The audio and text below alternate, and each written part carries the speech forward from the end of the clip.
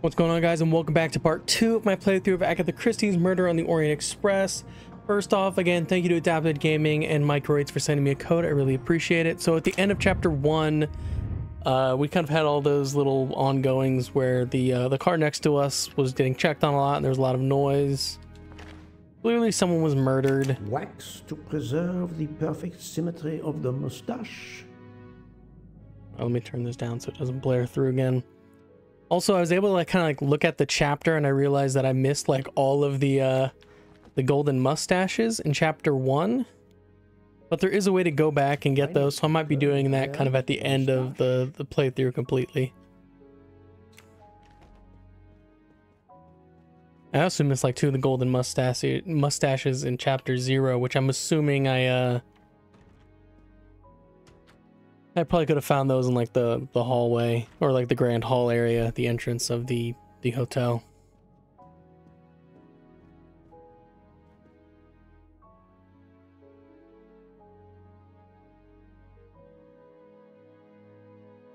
Doesn't look like there's anything that I can really see. I'm supposed to go have breakfast and I don't remember which way is the breakfast car. So there's 3 mustaches to be collected in this chapter. I'm going to try and get all of those from here on out. But if I do like end up missing some, I'll just worry about it kind of at the end.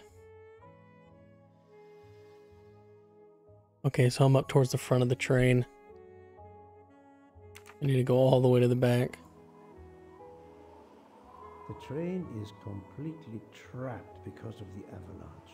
Hopefully not for too long. It looked like we really stopped with much much room there. I don't think I'm going to be able to go into any of these rooms yet. And I don't really know where I'm going to be able to find the golden mustaches, because like in the chapter when I'm walking around on this train, I thought I looked pretty much everywhere. But clearly I missed something. So this is the room of the dude who got killed. I don't know if there's a reason to continue looking out those windows. Good morning, Monsieur Michel. Good morning, sir. Please enjoy our special breakfast in our restaurant.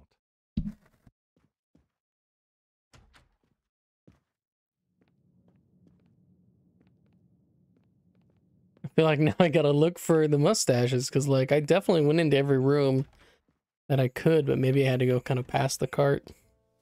Or like the car that had like all the This delay is food. intolerable.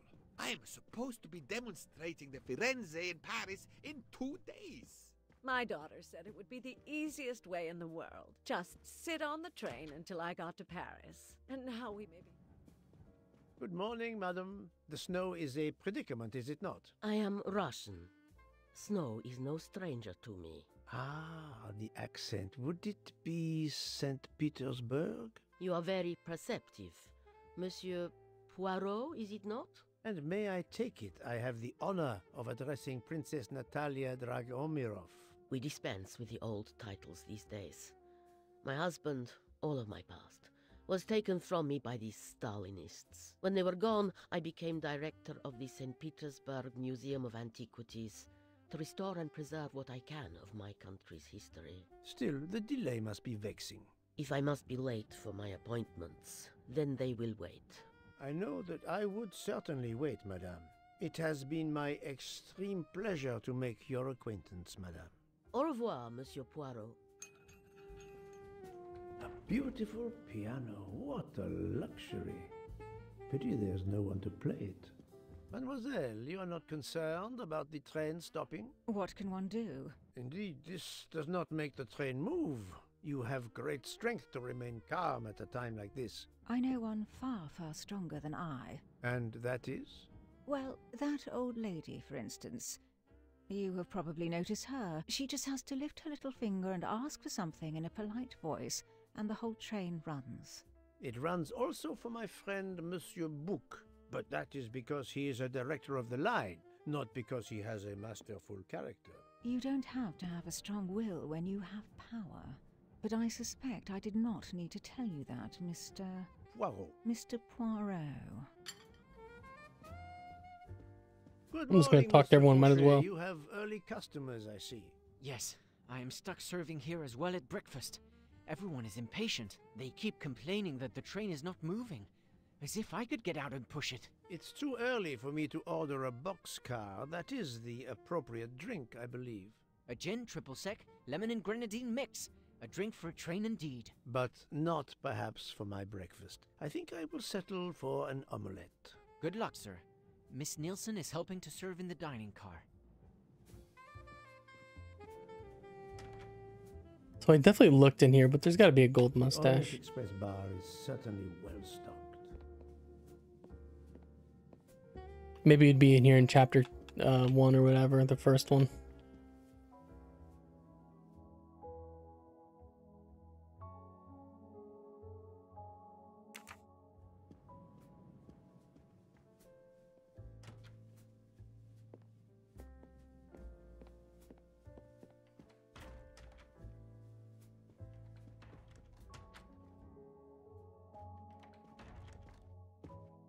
Wasn't this dude on the... Oh no, that was the other guy that was How on long are the we first car. expected to be stranded here? It won't do much good complaining to me. That fellow there with the moustache, he may know something.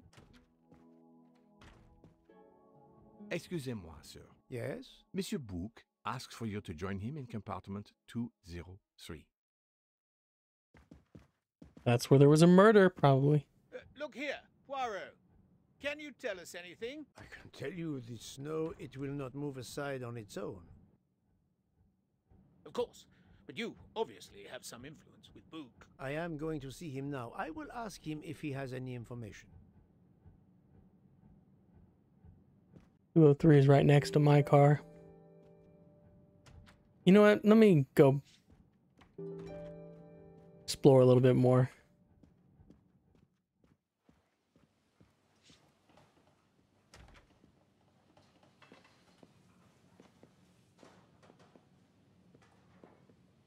Does she have headphones in, or her ears just gray? It can't be.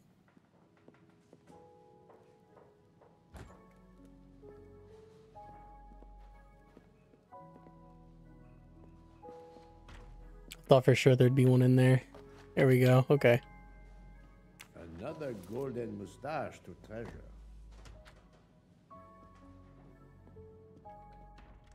That's 1 out of the 3.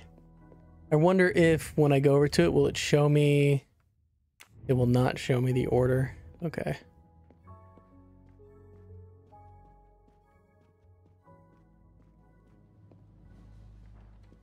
Probably once I have to like investigate more, I'll be able to find some in the in room 203.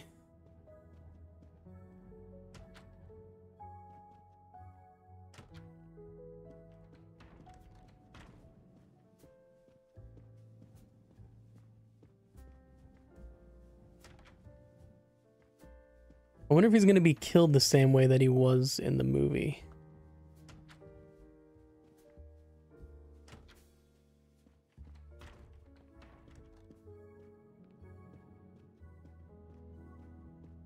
Ah, my good friend. Come in. We have need of you. What has occurred? A passenger lies dead in his bed. Stabbed. A passenger? Which passenger? In there. Not much of a He's an detective. American, a man called Ratchet. It was his valet, Masterman, who was worried that Mr. Ratchet was not awake yet. Pierre Michel, the conductor, decided to break in and found the body. I see. Well, my friend, I think it is best not to touch anything and wait for the police to arrive. Oh, I tried to call the police, but there is no cell tower for many kilometers. We could be stuck in the snow for hours. The murderer is with us. On the train, now! The sooner we catch him, the sooner we'll be out of danger. The Dr. Constantine is already examining the body. Mon ami, this is not a missing train ticket. We must follow procedure. We must wait for the police to secure the crime scene. Please, Poirot. I will take full responsibility. Book, you ask. Well, if we cannot contact the outside world, then... Oh, you are going to drive me crazy. In truth, this problem intrigues me. I was reflecting not half an hour ago that many hours of boredom lay ahead whilst we are stuck here. And now, a problem lies ready to my hand. You accept then? C'est entendu. You place the matter in my hands.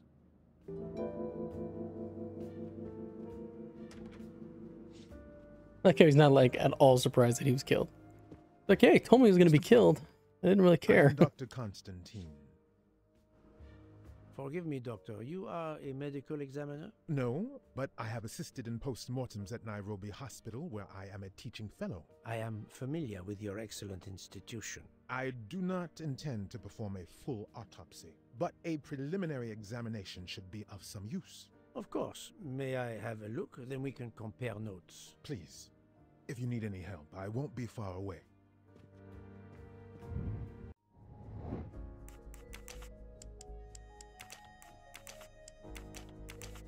A doctor or medical? He's a doctor. And he's got to be... Man, he looks older than 47, but... This is wrong. But I'm never far from the truth. No, not good. Man, he looks way older than 47. My little Grace. But he also looks way younger than 89, so...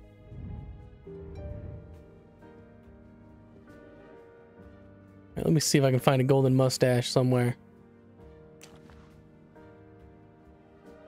I'm sure I will find some interesting things inside.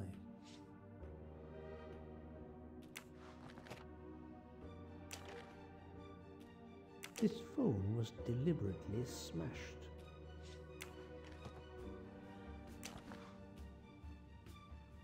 Last night, Monsieur Ratchet said he takes precautions. I see now what he meant. He knew he was in danger and wanted to be ready, yet it was no use to him. I will leave it here for the police.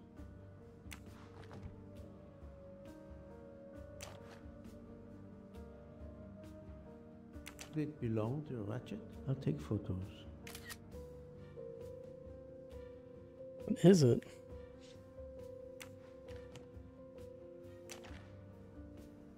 A handkerchief. There's a letter H embroidered on it.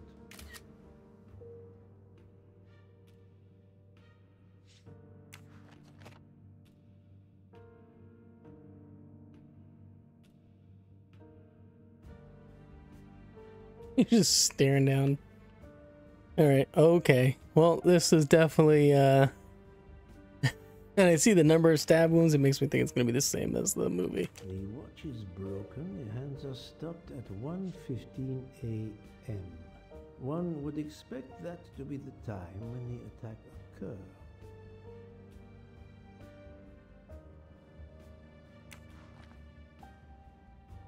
As you see, the victim has been stabbed many times. Several alone would have been fatal. Yes, I agree. An attack most savage. I will, of course, prepare a complete report on my findings. Thank you.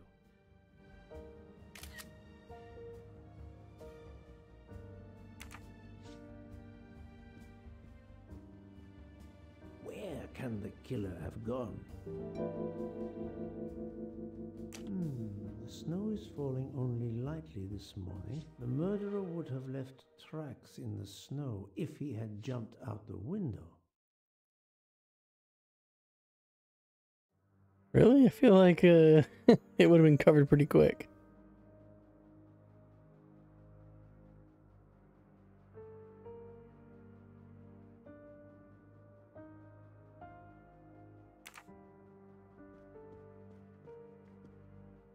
The chain lock is broken.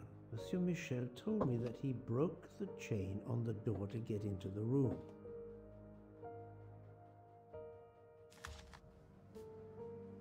I wonder what could be in this photo. Can we do anything with it? Should be able to put that photo together, right?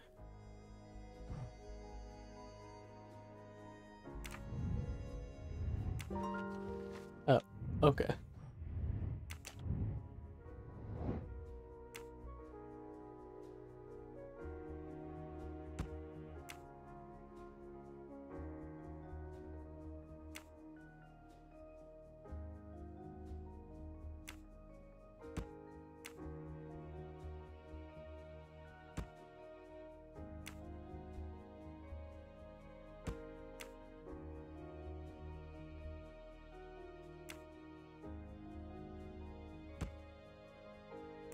This is simple enough.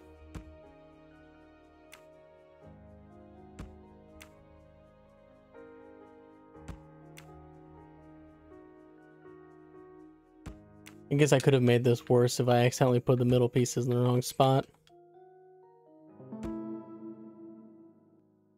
For Daisy. Interesting. That was easy. I do love how they always like cut to him just twirling his mustache like when he does something simple.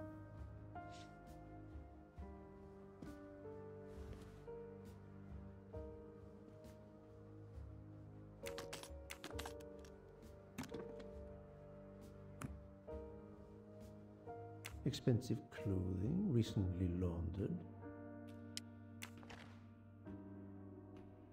Not exactly the reading material one would expect of a man like Ratchet.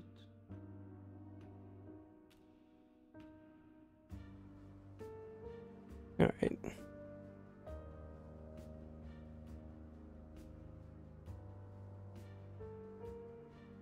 I was trying to read it with that. I'm like, dude, this handwriting can be a little tough in spots.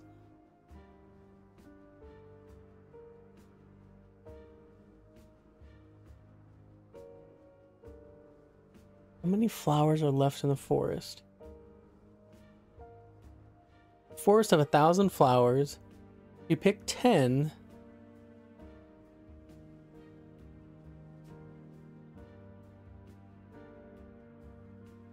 So what is that? Oh no, I have to do math. 9,000 or 1,980? That sounds right. Unless I completely missed it. It was like little. We'll see.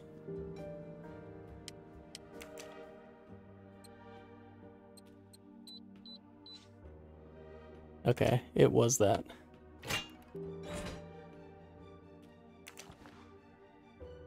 Not very surprising.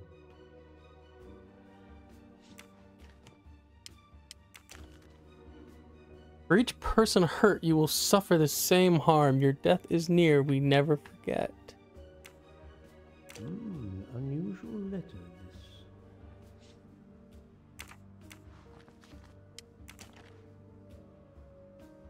Planner diary.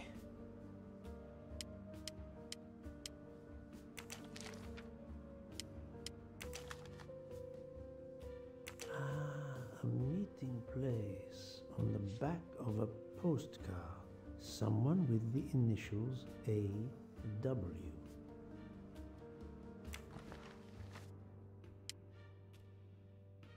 Ratchet had an appointment he will never keep.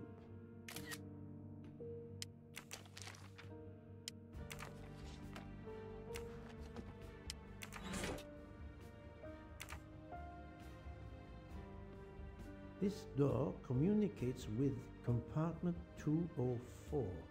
The latch is open on this side.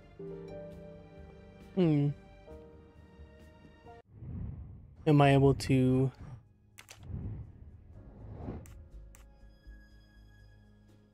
Yeah, but it's like two elements that reveal the most likely way the murder exited.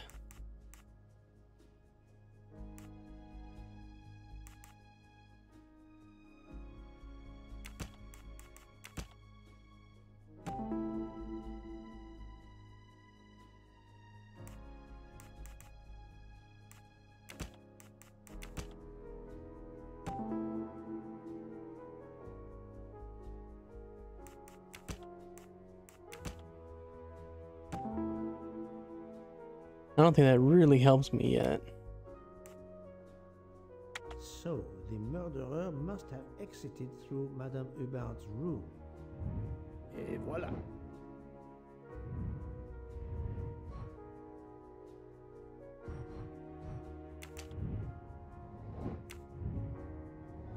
Just want to make sure I didn't... Okay, I was like, I didn't miss anything else, did I? Who are the two people who could have seen the murderer leave the room? I mean, it's gonna have to be Mr. Michael. Alright, those are the two people. She sleeps in the room and he's out in the hall. My little gray cells did not let me down. You gotta imagine he has to sleep at some point too.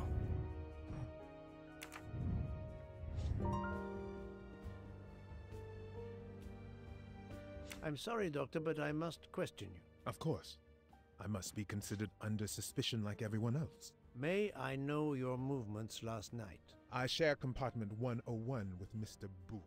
He would not stop talking about his beloved train. I listened to him for hours talking about his Orient Express. My friend Book will no doubt confirm this. At another. Did you know the victim? Not at all. I noticed him last night at dinner, but I did not pay much attention. Did you touch anything in here this morning? I checked for a pulse. There was none. Rigor mortis had commenced. The body was cool to the touch. I touched nothing else.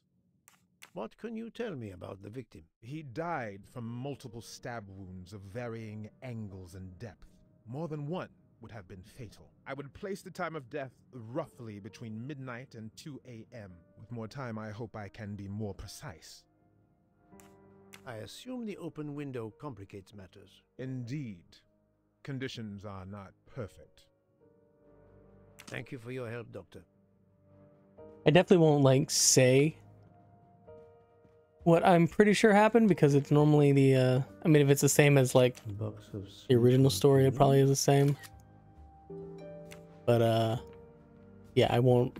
I'm gonna try my best not to, like, comment on what it could be.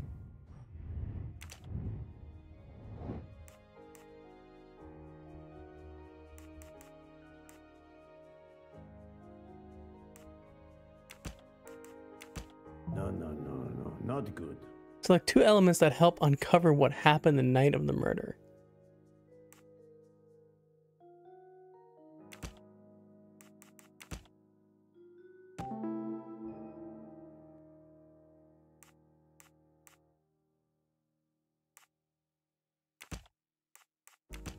Think, Poirot. That is not a good answer.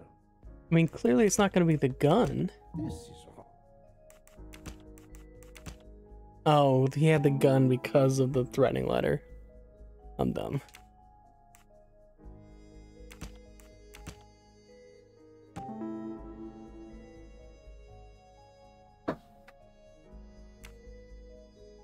I can't imagine Ratchet taking a sleeping pill if he feared for his life. That was easy.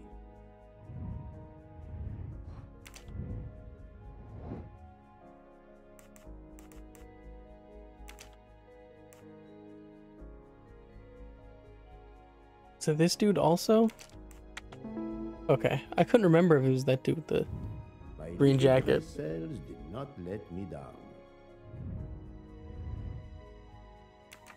I got a lot of people to go question. I think I've seen everything I need at the moment. I am counting on you to finish your analysis. I'll have a more detailed report for you as soon as I can. So, Poirot, did you find anything out? It's a bit early for the handcuffs, my friend. Even for Hercule Poirot. Do not worry, mon ami. I believe our culprit has no plans to strike again. Monsieur Ratchet was the target. Of that I am convinced. Tell me, Book, how did you spend last night? This is a joke, I hope. Don't you trust your old friend? My friend, calm yourself. I must hear your story in order to corroborate other accounts. Ah, naturally. Let me see. I went to my compartment after dinner. Dr. Constantine was already there. We talked about his career. He's a Cambridge man, you know. After university, he returned to his country and has done much good there. He was so interested in the Orient Express. I told him all the anecdotes I know. I'm not certain when we fell asleep, but it was very late.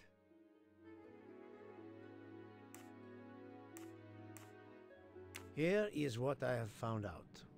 Monsieur Ratchet was stabbed many times. I also found threatening letters in his safe. He had a loaded gun under his pillow, so he was on guard, ready to defend himself. However, there was an empty glass with white residue at the bottom. I suspect a barbiturate. Perhaps he was forced to take it. In any case, I am certain he was unconscious, unable to defend himself. I also found several other items at the crime scene, possibly related to the murder. They must be investigated. By all means, Poirot. As fast as you can. I also found liquid for an electronic cigarette, but I could not find a vape. This might belong to the murderer. This criminal is an amateur. I need a list of the passengers with their compartment numbers. Pierre Michel will have it. I must interview the rest of the passengers and the staff. I'll be in the bar car if you need me. We are hours late. Soon I hope help will arrive.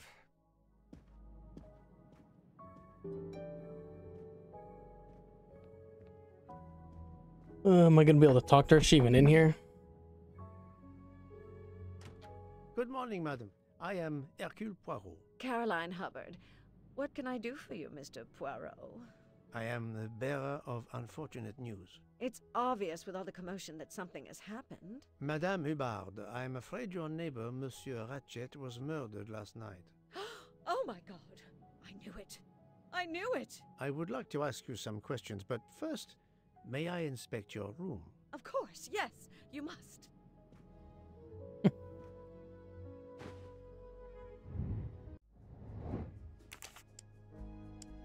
I don't remember if she's Canadian or American.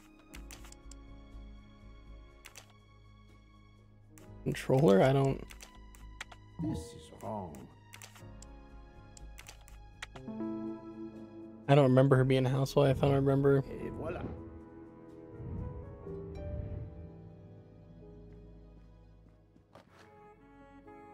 Here is a jacket button. It bears the logo of the Orient Express.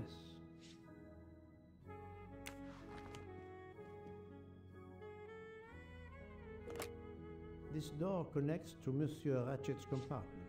It was latched on this side. The luxury of the Orient Express is present in every detail. Gotta be a golden mustache in here somewhere. Nothing? Damn.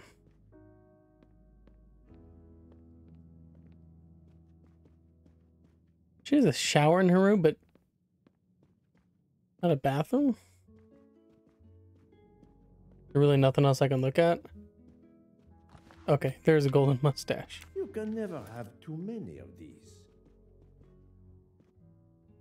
Madame, please tell me about last night. The murderer was right here in my compartment. I woke up. All in the dark it was. I was just so scared I couldn't scream. I pressed the call button. I pressed and pressed. I heard footsteps running in the corridor, then a knock on my door. "Come in," I screamed. And I switched on the lights at the same time. And would you believe it? There wasn't a soul there. You think he went back into the other compartment? How do I know where he went? I had my eyes shut tight. The conductor came in. I told the man what had happened, and he didn't seem to believe me. I asked him to search the room, but he found nothing. I told the conductor to look at the door between the compartments, and sure enough, it wasn't bolted.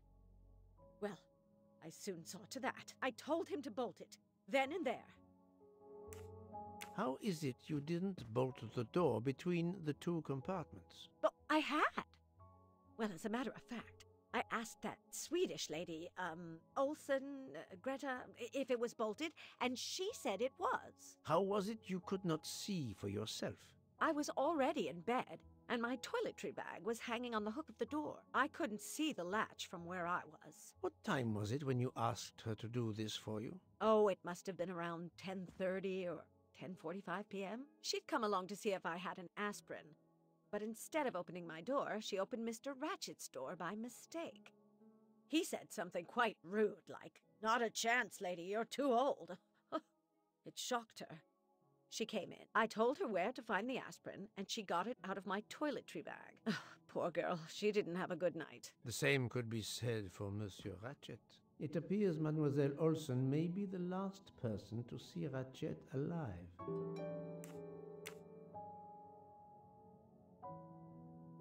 Is this your handkerchief? No, not at all. Yet it is embroidered with an initial H, like your name. I don't care. It's not mine, and I would certainly never buy something so impractical as that frilly thing.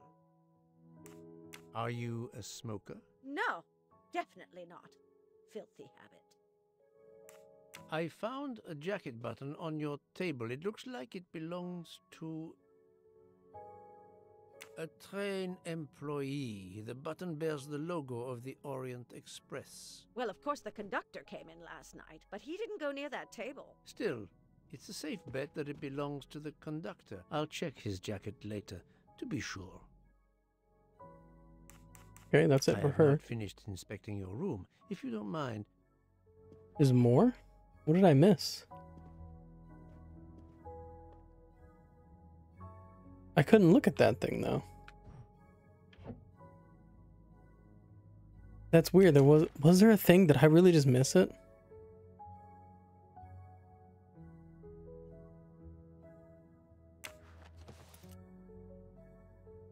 Oh, maybe I needed to talk to her first. Let's see if Mrs. Hubbard was telling the truth about the latch of the connecting door.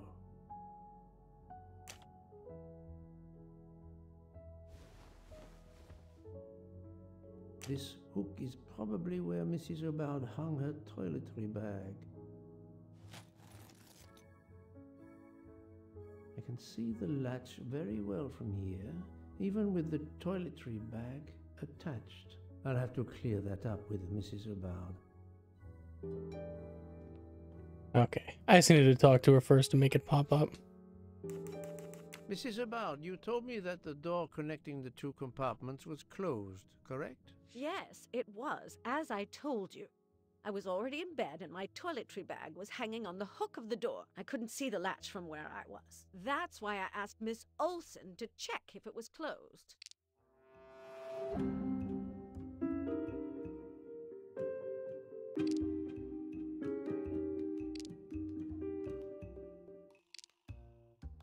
Are you sure everything you've told me is accurate, Madame Hubbard? Of course. I have an excellent memory.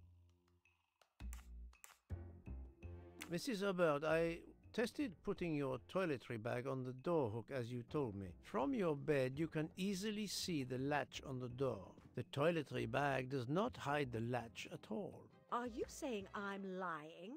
It may have been stuck somehow in a different position, or I may not have seen it in the darkness. Or I didn't think to look, you irritating man. Details matter, madame.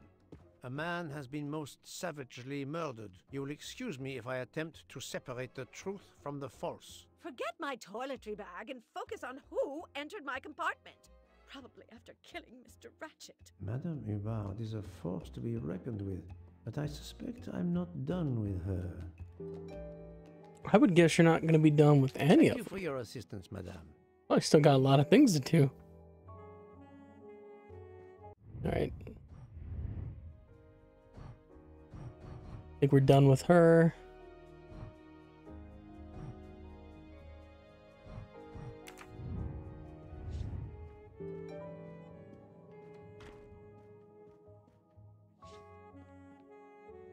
Monsieur Michel, I must ask you a few questions if you don't mind. I will do everything I can to help. First of all, tell me about yourself.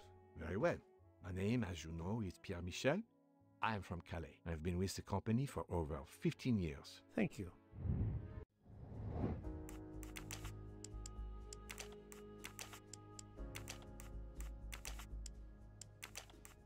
No. Okay, I'm not familiar what a controller is, but I guess what he is. I found a button from an Orient Express staff jacket. Did you lose one by any chance? No, monsieur. As you can see, I have all my buttons. It is not mine. What is the last station where we stopped? Winkowski. Could someone have come on board? Possibly. I was very busy.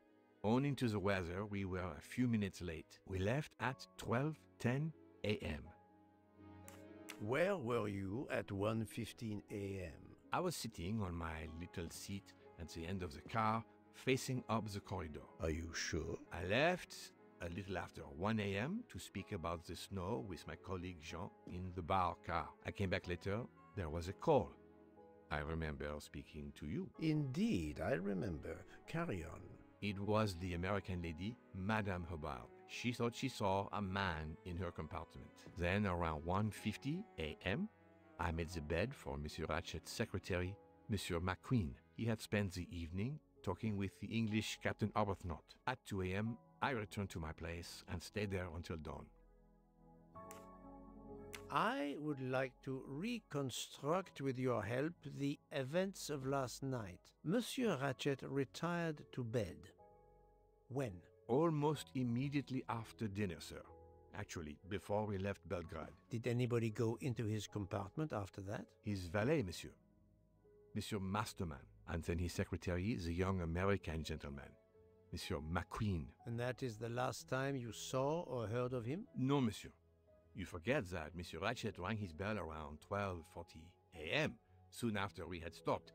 I knocked at the door, but he called out in French, "Ce n'est rien, je me suis trompé." I then left to answer another bell that had just rung. Are you a smoker?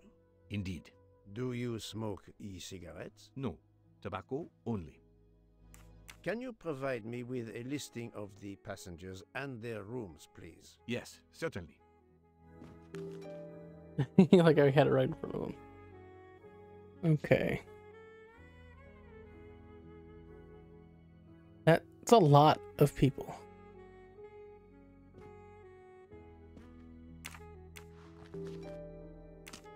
I don't think I've seen that many people on this train yet.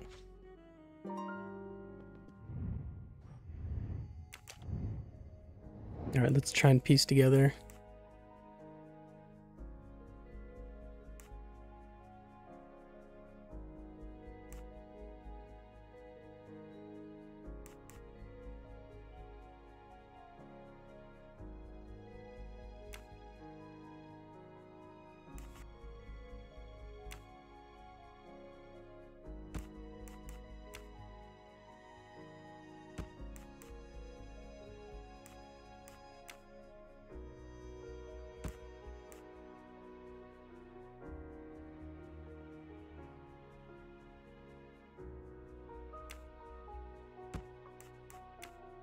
I think this is how it went. Okay. I couldn't remember when he called, like Mr. Ratchet called him. That happens to me.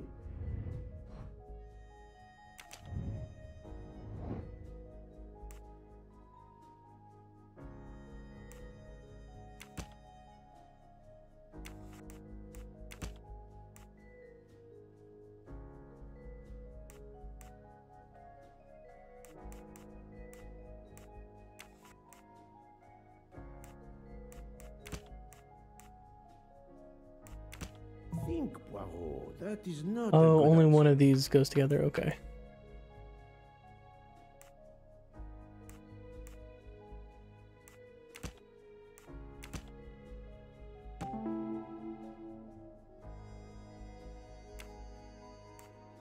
While Monsieur Michel was chatting with Monsieur Fauchet in the bar car between 1 a.m. and 2 a.m., the murderer could have escaped Ratchet's room without being seen. My little gray cells did not let me down. He's just gonna keep saying the same thing.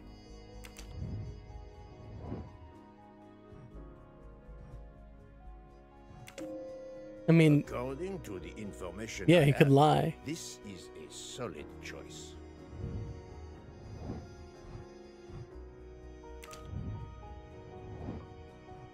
Also could lie. I mean, she did lie, so. A good lead.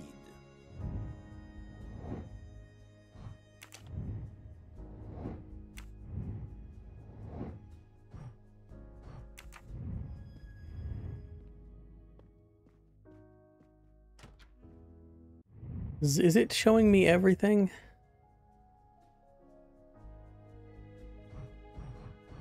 Not okay. That's his death, so I still need to go. Is this all the way done? It is.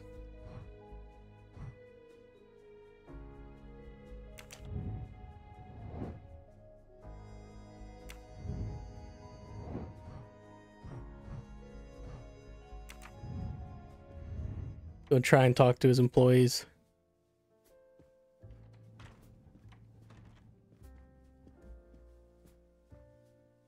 I don't remember where they were sitting.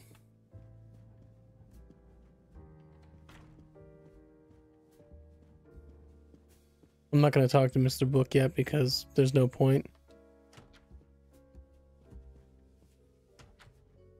don't think it would change. I mean, he probably has like some dialogue I can run by him.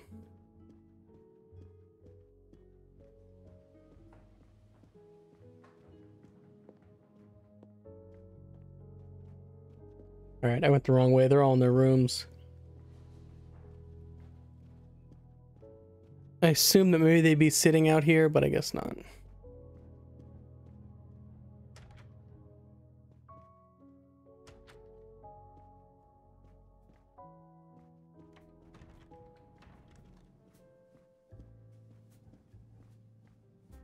I don't remember. Am I able to look at Hey dude, all these people are here.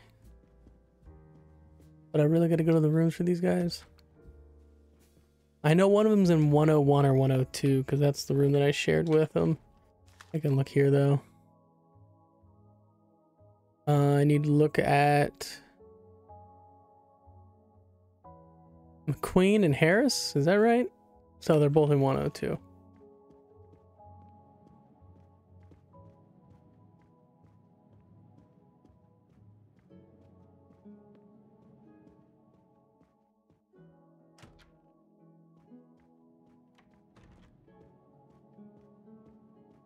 It won't even let me knock on the doors that they're not in, so.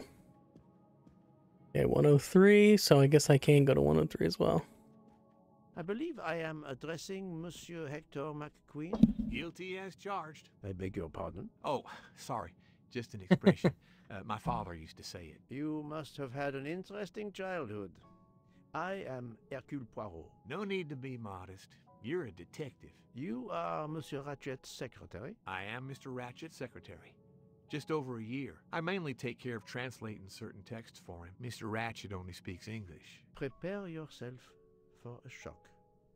Your employer, Monsieur Ratchet, is dead. So they got him after all. What do you mean? You are assuming he was murdered? I know he had enemies. Little suspect. Are you a smoker? Yes, I smoke cigarettes. I've tried to quit, but no luck. I found a diary in Monsieur Ratchet's safe. Did you know about it? I kept a business appointment book, but I know he had a personal diary as well. That looks like it. Can you tell me your movements last night? I went back to my compartment. I read a little. In Belgrade, I went out onto the platform to smoke, but it was cold. I quickly went back in. I then went to Mr. Ratchet's compartment to take some dictation for him. I left around 10 o'clock. I saw Captain Arbuthnot. We ended up chatting in my compartment. Then we went out on the platform to quickly stretch our legs at Minkowski. He left around 2 o'clock. Thank you. I will need to check Monsieur McQueen's story with Captain Arbuthnot. Left around 2 o'clock from the platform? What can you tell me What he about said? Monsieur Ratchet? He was American. He was an antiques dealer. I don't know much more. Mr. Ratchet never talked about himself or his life. But I think Ratchet wasn't his real name. And he left the United States to run away from something. Or someone. Yes? He started getting letters. Threatening letters. Do you still have them? I have one. Did you know that Monsieur Ratchet had asked for my help? Asked you? No, I didn't know. He knew he was in danger. When did you last see him? Last night around 10 o'clock, I should say. Did you like your employer, Monsieur McQueen? No, I did not. He was, I'm sure, a cruel and dangerous man. Can you give me this letter, please? Of course. Here it is. Time to die. Not really a letter. Was Monsieur Ratchet a smoker? No, he hated the smell of smoke.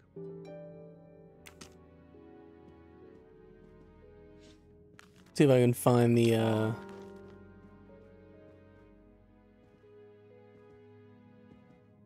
hoping there was gonna be a golden mustache in there.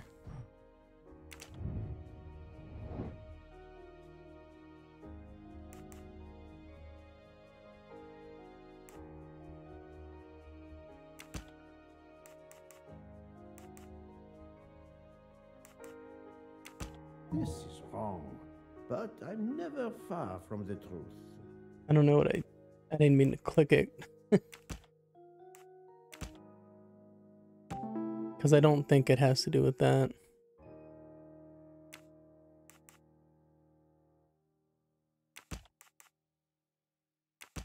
Think, Poirot. That is not a good answer. Oh.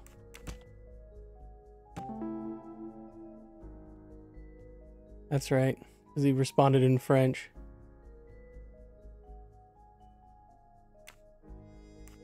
The murderer may have impersonated Ratchet by calling Monsieur Michel to make it seem that Ratchet was still alive at 12:37 a.m. That's the right answer.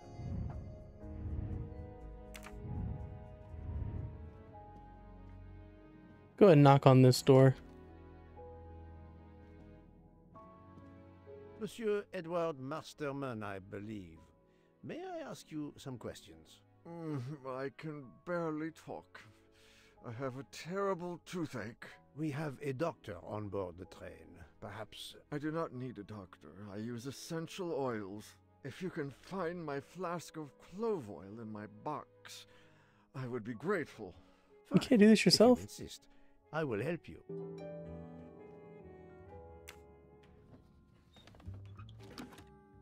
By the smell, I think that the jojoba oil spilled on the other bottles, leaving their labels illegible.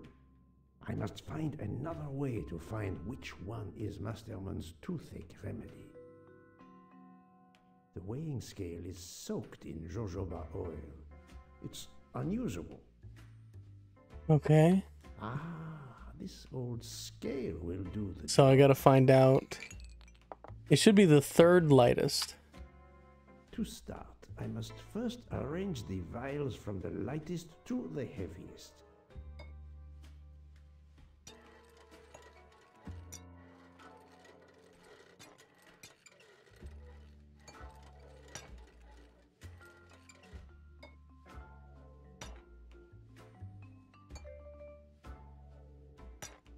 Okay, blue's the heaviest.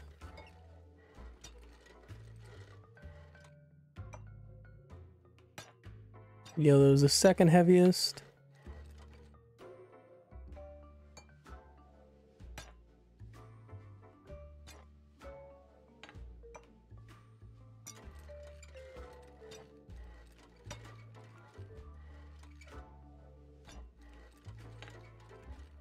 Okay, that should be the order.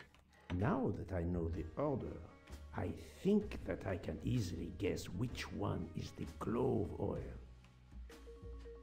Well, there's 6 bottles there.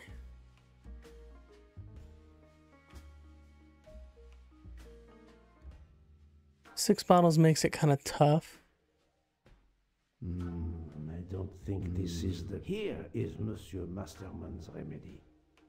I didn't know that it was just going to be that easy, or I could just click on all of them. I was trying to see if I could pick them up again. Here is your remedy. I hope it will help. Thank you very much, sir. Ah, well, I can finally speak without too much pain. I'm ready to answer your questions. You are Monsieur Ratchet's valet? Yes, sir, that is correct. Were you told that your employer was murdered? Yes, sir. A very shocking occurrence. He's American, he's a valet, and he's gotta be 39. Because he's not 22 or 67, whatever it was. Did not let... At what hour did you last see Monsieur Ratchet? It must have been around 9 p.m., sir. That or a little after. I went to bed around 10:30 p.m., same as the person who shares my room, Mr. Foscarelli. He almost immediately began snoring. What did you do then? I read, sir, and I spent a while soothing my toothache with clove oil and listening to the snoring. Did you hear anything during the night? Yes, my roommate's snoring. Are you a smoker? Yes, sir. I have a cigarette now and then to relax. Tell me about your employer, Monsieur Ratchet. I've been working for him for 9 months. I should not wish to speak ill of the dead, but he was not a gentleman, sir. Did you know that he had enemies? Yes, sir. I heard him discussing some threatening letters, sir, with Mr. McQueen. Did he mention these letters to you? He had been reading a letter when I came in. He asked me if I was the one who put it in his compartment. I told him that I had done no such thing, and he should report it to the police at the next station. How did he respond? He laughed, sir. You're joking. I do not joke, sir. Forgive me, I can see you do not. Was he taking sleeping pills? Always when traveling by train, sir. He said he couldn't sleep otherwise. Last night he asked me to give him 2. I did so, along with a glass of water.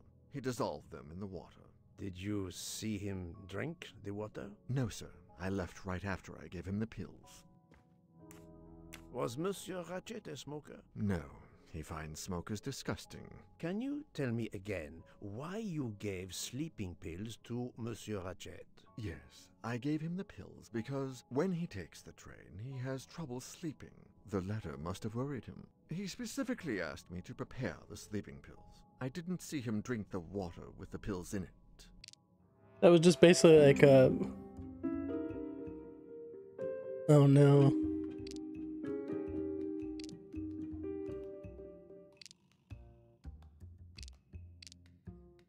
I see nothing to prove he's lying. He is lying, and I will prove it. Monsieur, I believe you are not telling me the truth. What? How can you say that? He received threatening letters. One, it seems, last night. Did you know he had a gun under his pillow?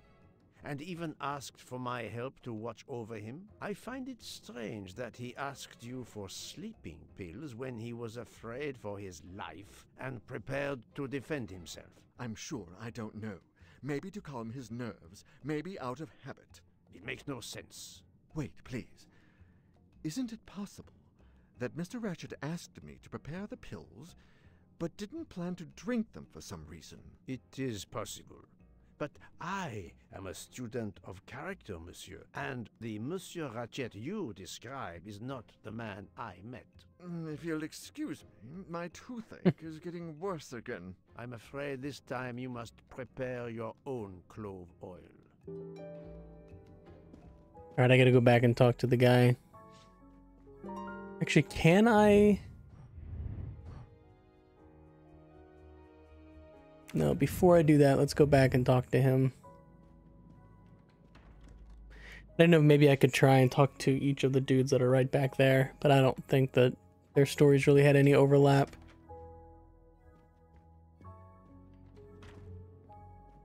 But the controller guy up here, he definitely had overlap.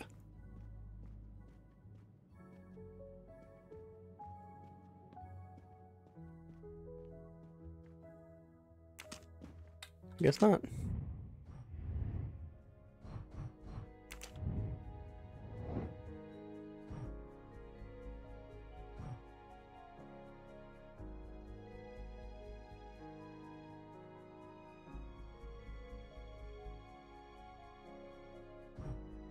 Definitely not the first one.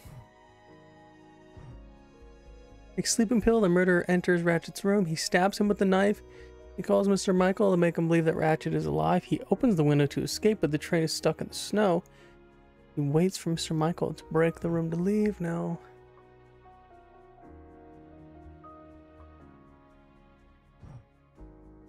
Maybe it is that. Et voilà.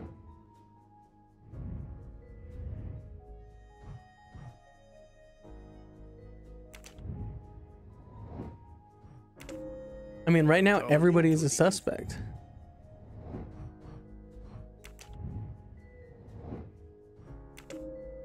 This appears to be a good lead. Like, I wouldn't say nobody's a suspect right now.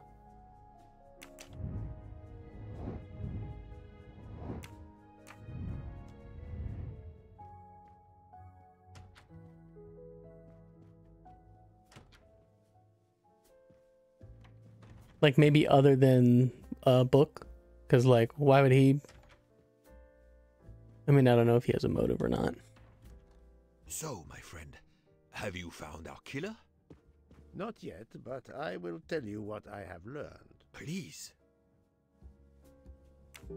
Our assassin could have gotten on the train at Vinkovsky disguised as a conductor, entered Ratchet's room and killed him. Then he walked out through Madame Hubbard's connecting door, where he lost a button from his jacket. He had to wait for Monsieur Michel to be absent. He waited too long. The train had left the station. He was trapped aboard. Indeed. He had opened the window to make it look that he'd escaped that way. However, if he waited until the train stopped again due to snow, his footprints would have been found. The murderer is still among us, on the train. There's a problem with the second-class toilets. He looks like he might be missing a What button. now? All morning passengers have been complaining that the door is locked, so I went to check. I knocked, but no one answered. I didn't think I should open it without speaking to you first. You did well, Monsieur Michel. Lead the way. I used my master key.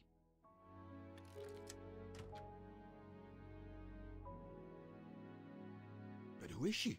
Is she alive? She is breathing. Then if she isn't dead, isn't she our murderer?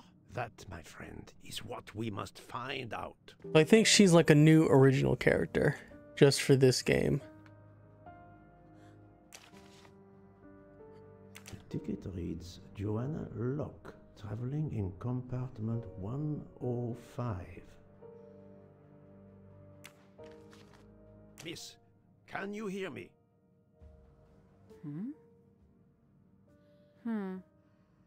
She's breathing.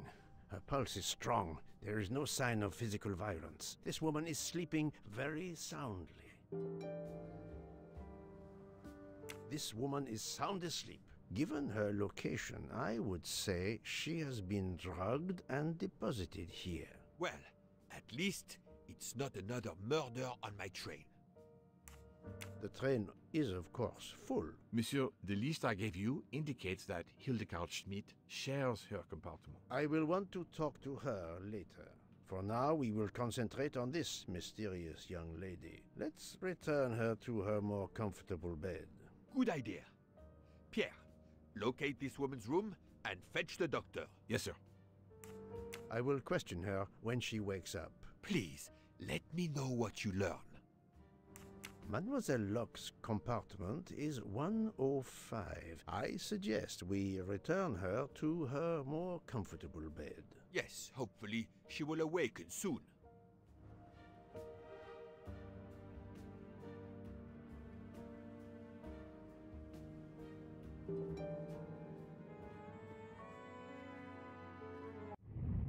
I want to save real quick. I haven't saved in a while.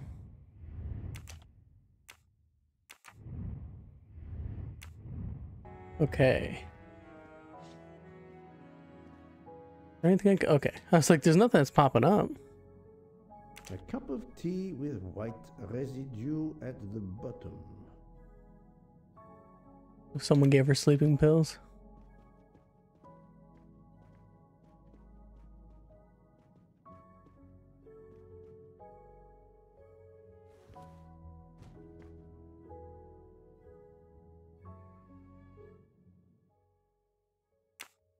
Don't know that yet.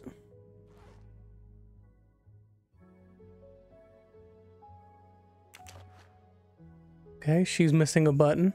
A briefcase and a wagon-lit conductor's jacket.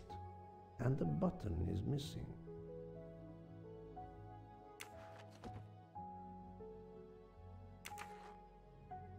That it?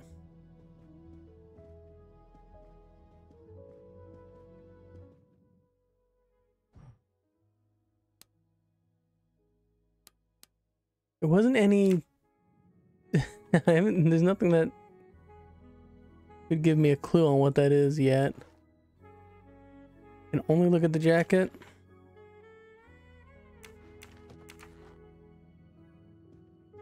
I mean, obviously, but I searched her room. So I have to find the code to that somehow. There's no zoom when you're like this. Gotta be something in here that I'm missing.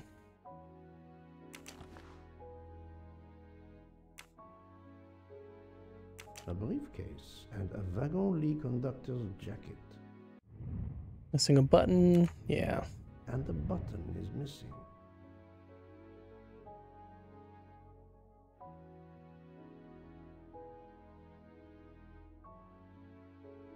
$194. Okay, on the collar it says 194.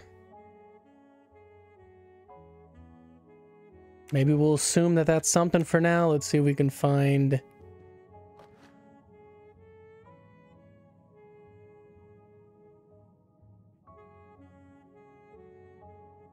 Then on this...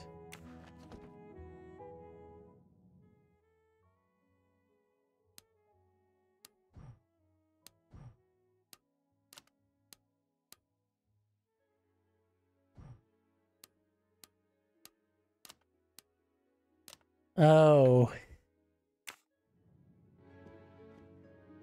All right, so this took me a little bit too long to figure out, but I eventually got it. So this, you don't have to find the code to it. It clicks.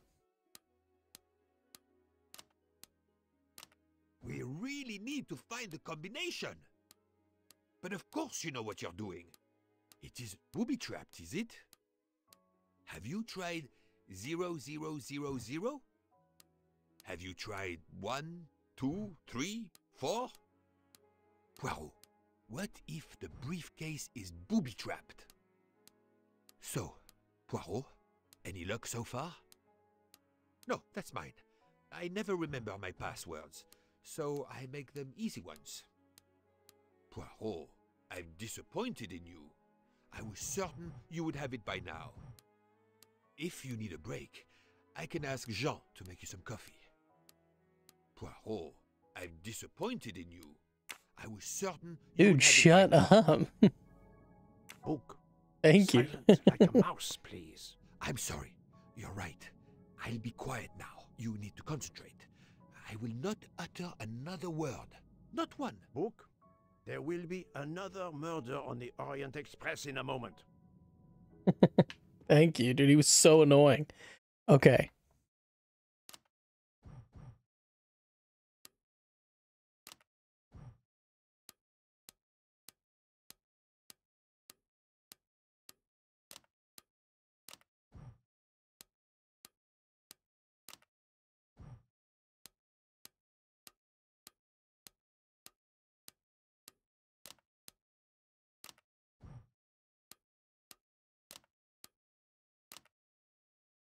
There we go. I was like, because I kept trying to do the last three and it wasn't working. It's because he wouldn't shut his mouth.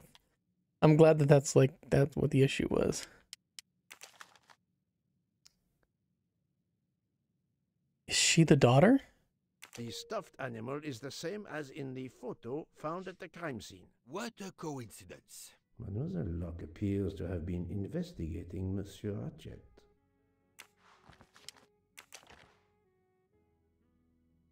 Her driver's license confirms her identity. 1991. She is American. These are fake IDs. It's certain.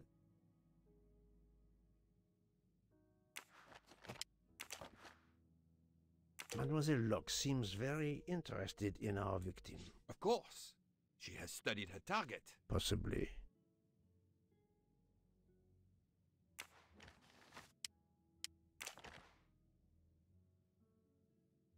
She has a gun. Come, Poirot. Criminals are often known to carry one. Ratchet was stabbed, not shot. But then why take it on the train?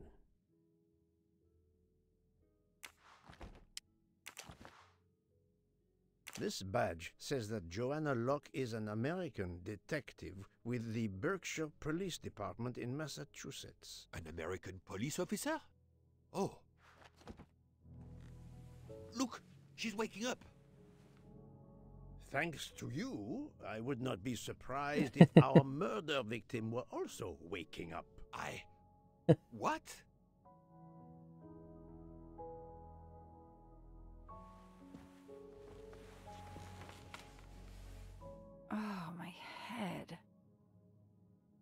What's all the yelling about? Who are you? Give me a good reason why you should not be in handcuffs. I can give you a reason, Book. Whose handcuffs will we use? I have none. Do you?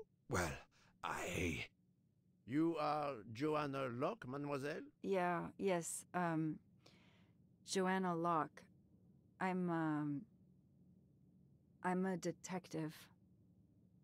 Berkshire, Massachusetts Police. I have found your credentials, mademoiselle. And I know who you are, Mr. Poirot. Then, if the introductions are complete, perhaps the explanations may begin.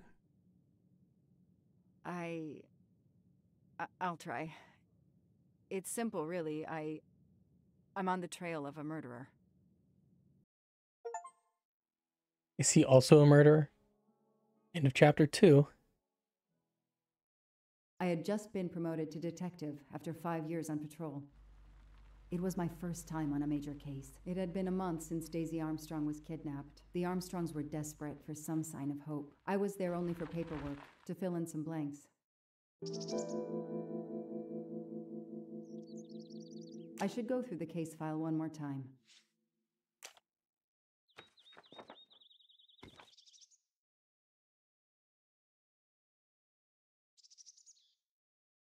Oh, okay, so that's not her. She's the investigator trying to figure out what happened to this 3-year-old. Victim was taken sometime on the evening of February 24th, 2019. The abduction took place at the Armstrong residence where a reception was being held. Mrs. Moreau, Daisy's nanny, discovered the child's disappearance at approximately 10:45. Daisy Armstrong, 3-year-old girl, daughter of John and Sonia Armstrong. Oh, can I... The investigation is now part of a pile of investigations, and my captain sent me here just to dot some I's and cross some T's.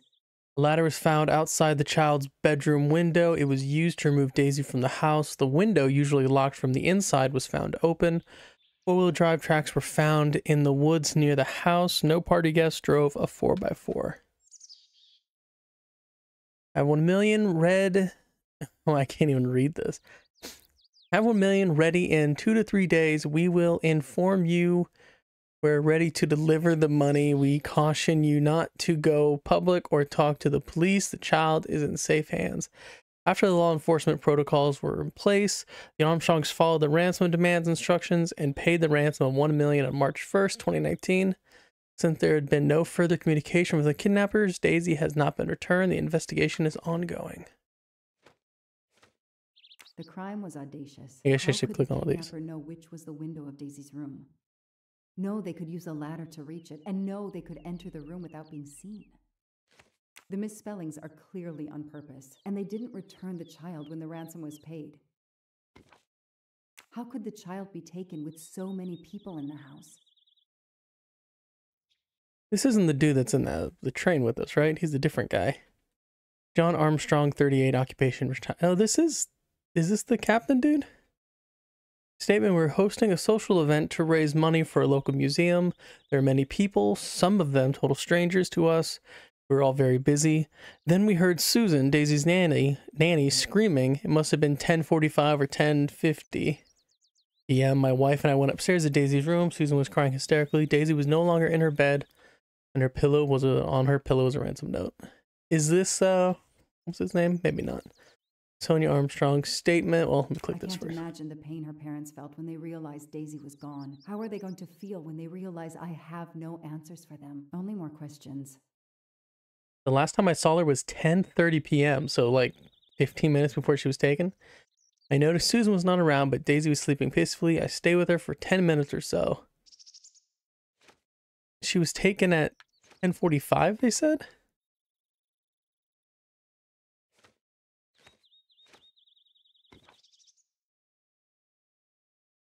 I assumed Susan would return soon, so I rejoined the party. That's why I'm here. A damn computer glitch. Or somebody pushed delete instead of save. Whatever happened, we lost the nanny's deposition. Telephone records for the day of the contribution abduction. to the investigation is to take it again. Susan was on the phone from 10:11 to 10:45. The phone record of the night of the kidnapping. The last call was for 911. Let's see if I can find out. Is there a... No.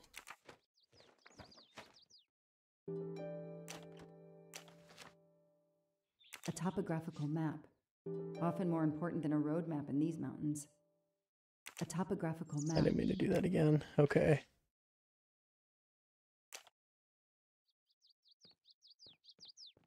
Well, this is cool. Yeah, this is definitely different than, like, you know, Murder on the Orient Express, because that is like strictly solving a murder that happened on the train.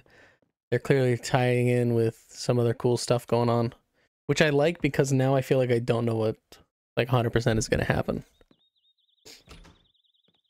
Good evening. Colonel Armstrong? Yes.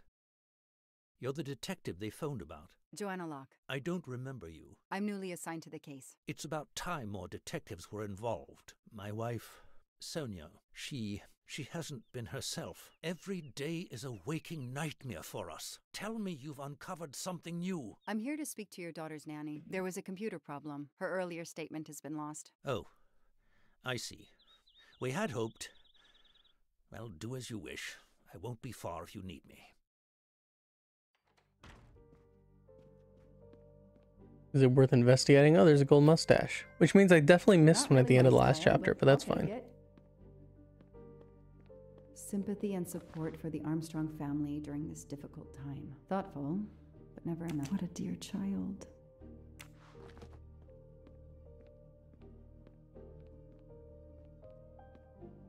I don't know where the nanny would be. I don't know if he said or not. I kind of stopped listening to him.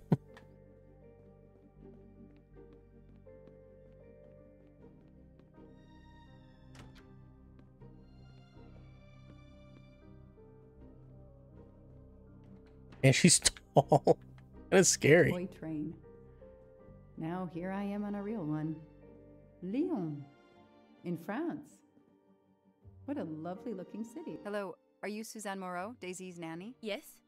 I'm Joanna Locke, a detective working on Daisy's case. Is there any news? I'm afraid not. How can I help you? I'm really sorry. I'm afraid I have to take your statement again concerning the evening of Daisy's disappearance. There was a computer problem. Your statement was accidentally deleted. Of course. I want to help any way I can. Tell me about that night in your own words. The Armstrongs had a party to raise money for a museum, I think. Mrs. Armstrong is on her board. I was in charge of Daisy. I stayed with the little one all evening, playing with her and reading books to her. She couldn't sleep with all the noise and the comings and goings. When did you notice Daisy was missing? I was only gone 5 minutes to phone my mother. She's in the hospital. When I returned, Daisy wasn't in her bed. I thought she might have gone to look at the party. Okay, well, she lied. I saw the handsome note on her pillow. I screamed and screamed. I couldn't stop. Did you notice anything unusual before that? I was with Daisy all evening. Finally, she fell asleep. I didn't see anyone else or notice anything in particular. Do you have any idea who did this? No. I can't see who could have done such a horrible thing. The Armstrongs are such good people. Like my own family. Thank you for giving me your statement again. I'll get back to you if I have any questions. I won't be far. I mean, it sounds like her mom was sick. Maybe she did this? But her answers need some checking. Maybe she needed the money?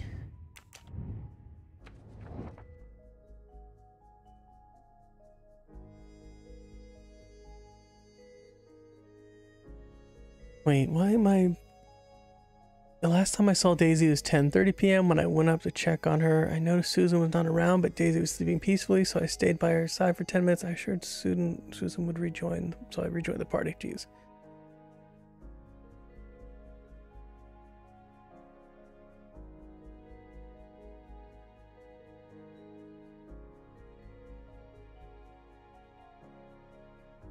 Who am I trying to select? One element which does not match Mrs. Moreau's testimony about the phone call. Nothing shocks me here. Everything looks okay This here. Okay, I just did all three. That's it. No rookie mistake there. Dude, I just randomly clicked one.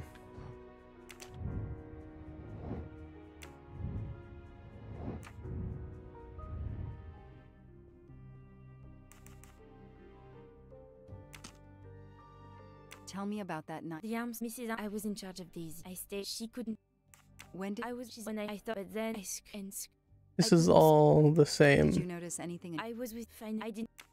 Did you know? How do I cross-reference any of that? Guess I go find the mother.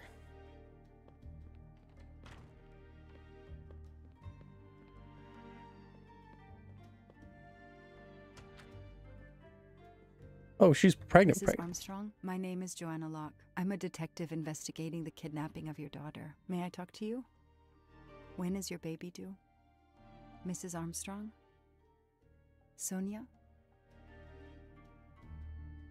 I don't want to talk. I just want to see my daughter again. That's all that matters. You might want to talk to the person who is looking for your daughter, at least.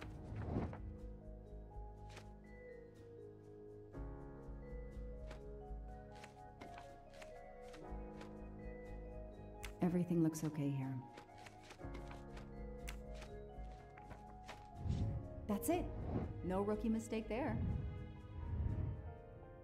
Mrs. Armstrong? Let me show you this. I mean, Daisy, she's seen pictures of her daughter I miss before. her so much. How good it is to see her face. I can't imagine the pain you're feeling right now. I have a massive painting of her in the living room, or the main hall. She took him everywhere with her. The kidnappers took it as well. They didn't have to. That means they wouldn't hurt her, doesn't it? Every lead will be followed up. You have my word on that. Thank you. I shouldn't lose hope. Somehow. I know it isn't my case, but I just made a promise, and I mean to keep it. Tell me about the night Daisy was taken, especially anything about your daughter and Suzanne Moreau. Apart from seeing to our guests, I took a moment to check on Suzanne and Daisy in Daisy's room. Suzanne wasn't there, but Daisy was asleep. I sat with her for 10 minutes or so. Suzanne didn't return while I was there, but there's no reason for her to sit there all night when Daisy is asleep. I went back downstairs. Do you know where I can find Miss Moreau? She's in her room.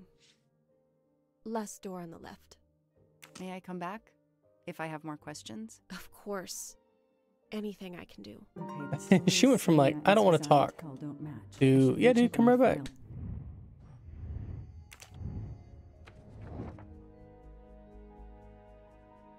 Alright, this is the... That is not exactly what Suzanne told me earlier. Suzanne was on the phone more than 5 minutes.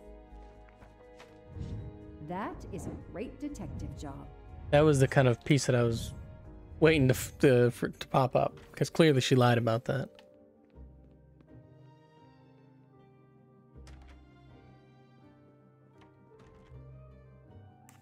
Do you have any... No, damn. If I understand you correctly, you left Daisy when she was not asleep? The party was very loud. Daisy was too wound up to sleep. I read her a Motley Mule detective story to try and put her to sleep. Daisy finally fell asleep. Right before Motley Mule solved his case in the book I was reading her. I had to make a quick phone call. No more than 5 minutes. But when I came back, Daisy was gone. Confrontation. Do it. Let's call her out. Are you sure you were only gone for 5 minutes? 5, 6, what does it matter? It was very quick. You say you were only away 5 or 6 minutes, but Mrs. Armstrong says she was alone there more like 10 minutes. And the phone record shows that you stayed on the call for more than 30 minutes, way longer than you said. My mother is extremely ill. It's difficult for me. I may have lost track of time. When I came back, Daisy had disappeared. It must have been a coincidence. You have to be precise, Suzanne. A little girl's life is at stake. Why are you doing this? I didn't do anything wrong. I would never hurt Daisy. I need to check Suzanne's story. She's panicking. Why now? What is she afraid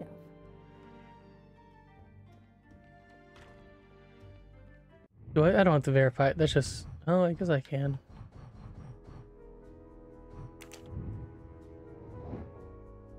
Okay, let's do this.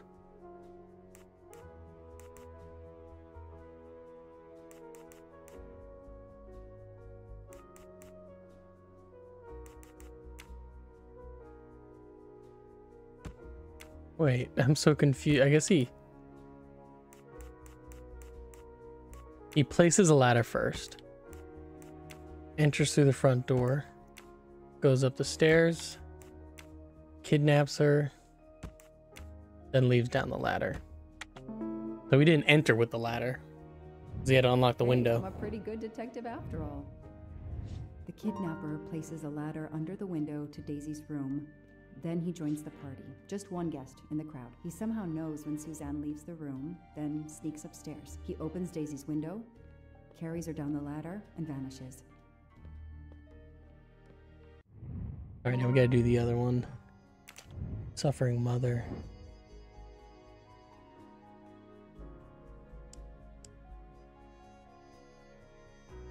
Oh, I don't remember the phone number.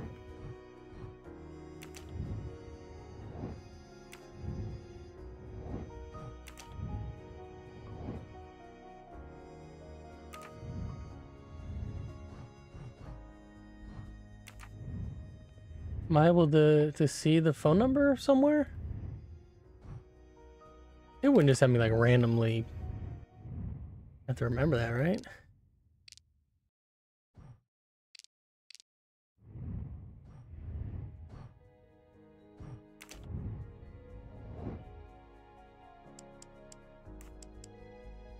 One, 240 maybe? No, Joanna. That doesn't track.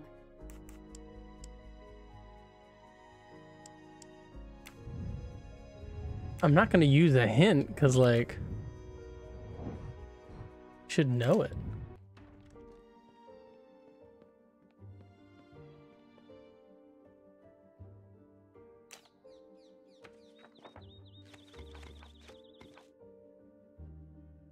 So oh god, I was so close. 140.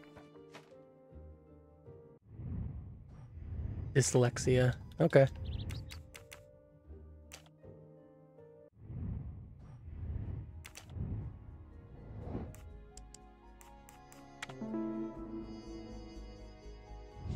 Score. 1 for the good guys. The number you have called is not in service at this time. Please hang up and dial again, or contact your service provider. The number Suzanne called is not in service? A hospital? I feel like this should have been like we weren't able to figure this out like immediately. I mean, this is all very like suspicious. Once we saw those phone records, we could be like, okay, well, I should see if the Armstrongs can confirm what Suzanne told. I guess I go talk to the husband now.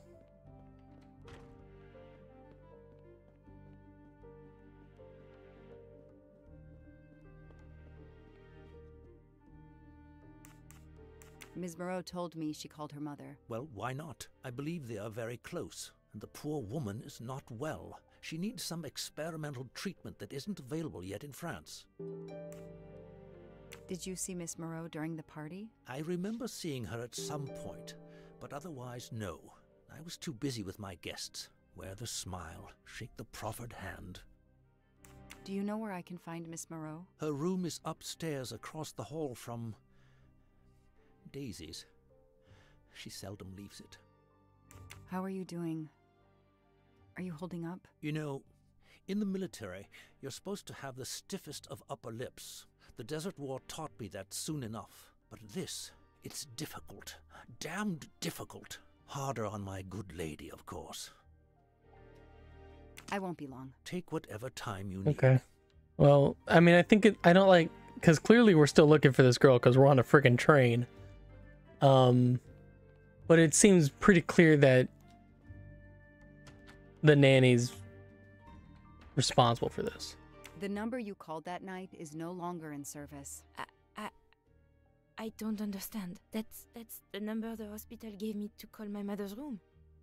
You told me you were on the phone with your mother when Daisy was abducted. As we said earlier, I didn't pay attention and was on the phone longer than I said. But since my mother is very ill, she had to leave her hometown, Lyon, because the treatment is not approved yet in France. She is in an hospital in Boston for a special treatment. I call her every night to check on her. When I came back, Daisy was gone. I'll never forgive myself.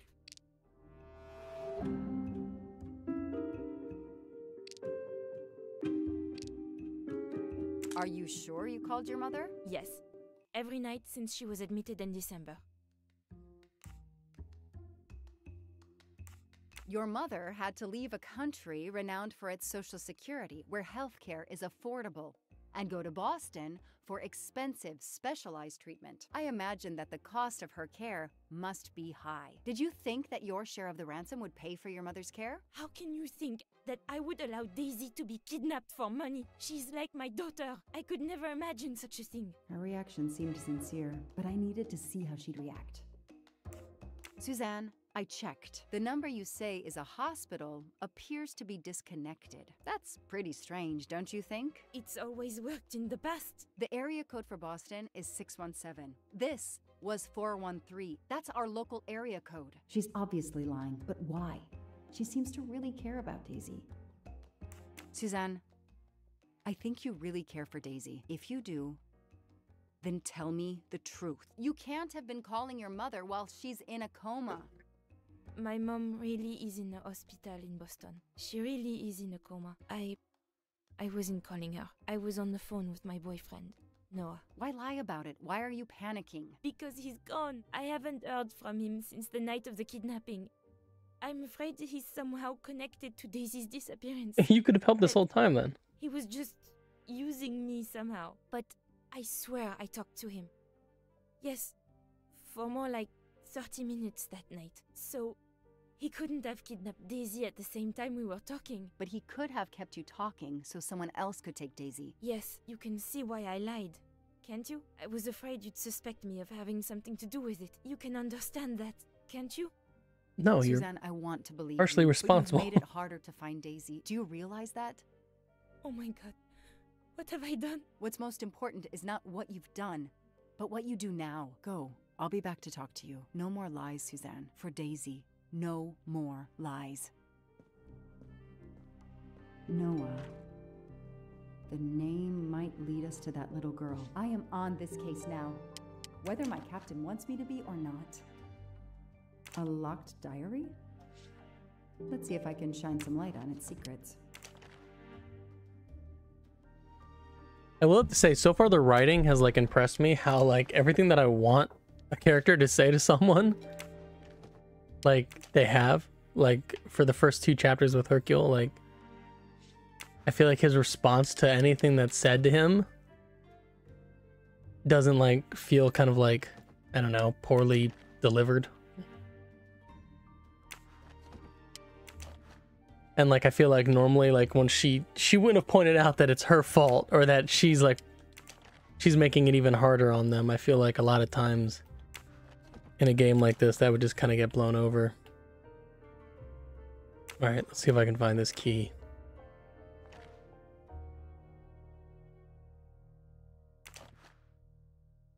A card from the florist. It's signed N.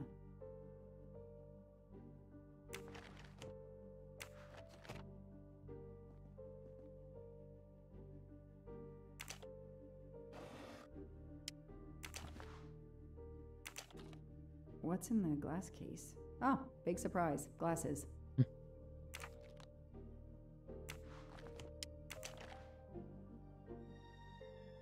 Huh.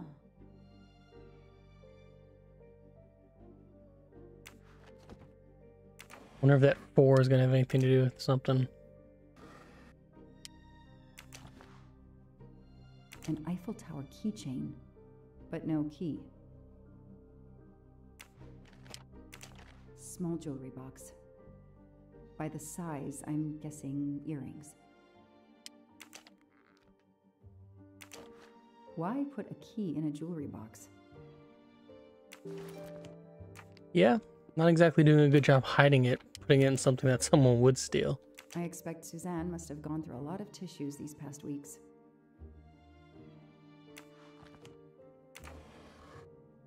What if it was like brand new sealed? I hadn't even opened it yet. Would have been suspicious, I guess.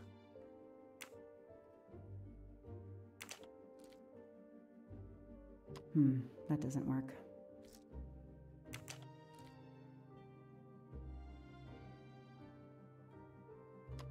That... What am I doing it wrong, or am I... That doesn't... Why is it so weird? Why does it want me to twist it? That doesn't work. I'm trying to see if I can twist it the other way, but it doesn't look like you can do it anyway. That doesn't work. Okay.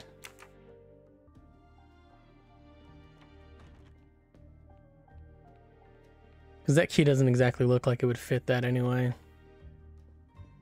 A toy castle. When I was a kid, I had a police shiny facial hair. The good news is that it's gold. I have 2 more of those mustaches to collect.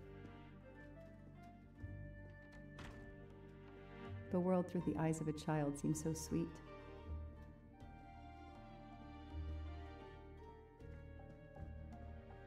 Do you know where I can find... Can you tell me anything about Suzanne's boyfriend? I know she dated our chauffeur for a while. There was someone else she'd met recently, but I don't recall his name.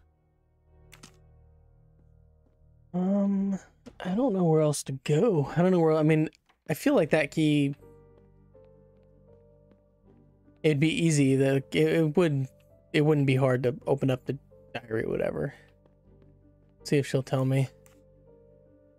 Any idea what this small key unlocks? No, I found it one day on the floor. I kept it in case someone lost it. I imagine these flowers must have been beautiful. Who gave them to you? The gardener. They're getting pretty wilted, but I hate to throw them away. Tell me about your boyfriend. Have you been together long? My boyfriend? Why? He doesn't have anything to do with this. Please, Suzanne, the sooner you answer my question, the sooner we'll be done. His name is Noah Garrity. I met him at a Lunar New Year party in Great Barrington. He is a kind and caring person, although, well, I miss him. He had to go away on business. He should be back. You definitely made it seem different that time, you know? Had to go away on business. Like, clearly you even suspect that he might have taken the kid. They're fairy tale, but... Know anything about Miss Moreau's boyfriend? Her boyfriend? I know she went out with someone for a while there. More recently, I saw a man in a 4x4 who would pick her up on her nights off. He never got out of his car, just waited for her. She did seem to spend more time than usual on the phone these past few weeks, but she worked hard. We weren't going to begrudge her what free time she had. Since the abduction, she keeps pretty much to herself. I won't be long. Take whatever time. Okay, well...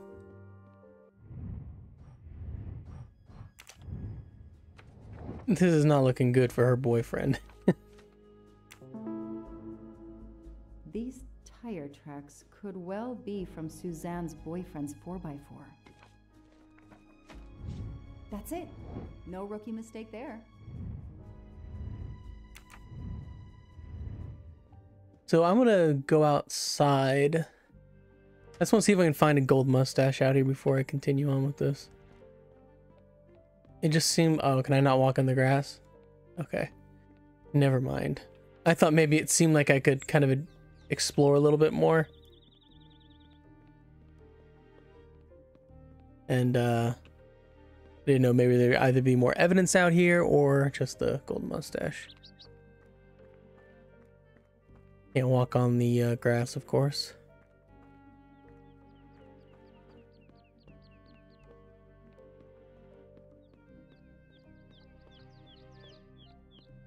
Okay, never mind. There's nothing you can do out there. I don't think they would hide one out there. Go accuse her. She's gonna lie again. Okay, or not.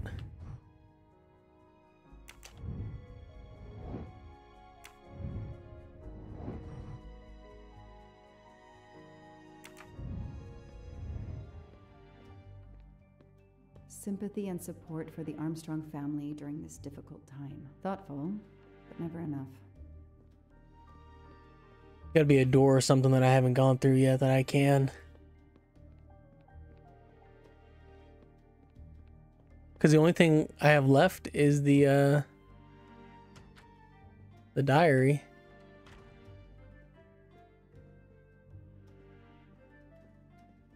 Guess I should go talk to the mother one more time. Or did I already talk to the father after I got the 4x4 evidence? I don't remember. I don't think so.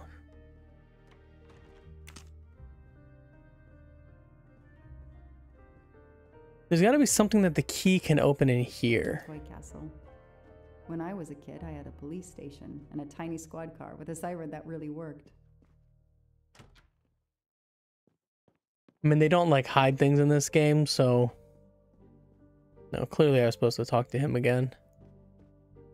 Never mind. I won't be long. Take whatever.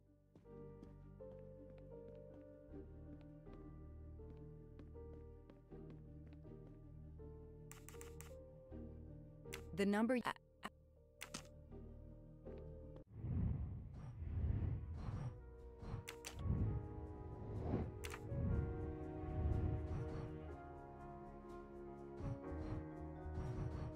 Hmm.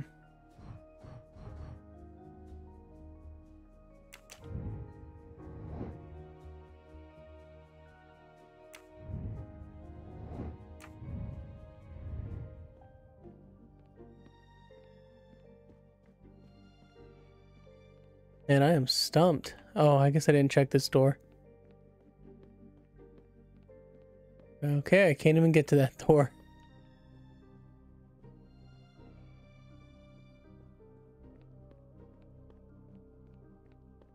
I don't want to use a hint because I think you get like an achievement if you only use one, and I did use one at the very start.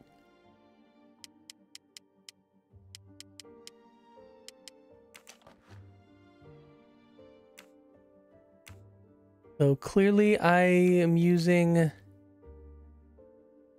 That doesn't work.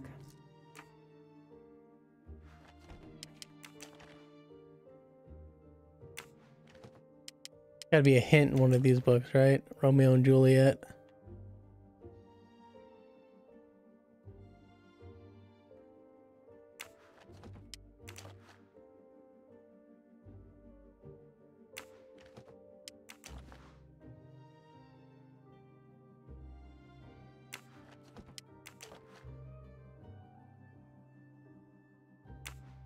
I wish it would let me inspect the book.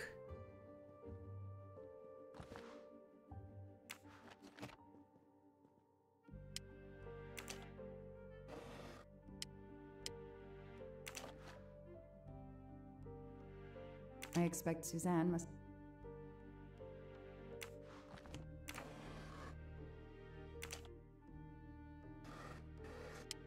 Look at this again. An Eiffel Tower. Just in case I'm missing something.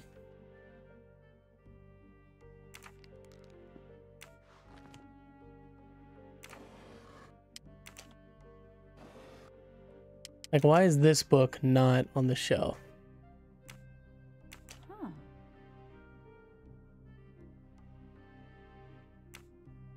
Four.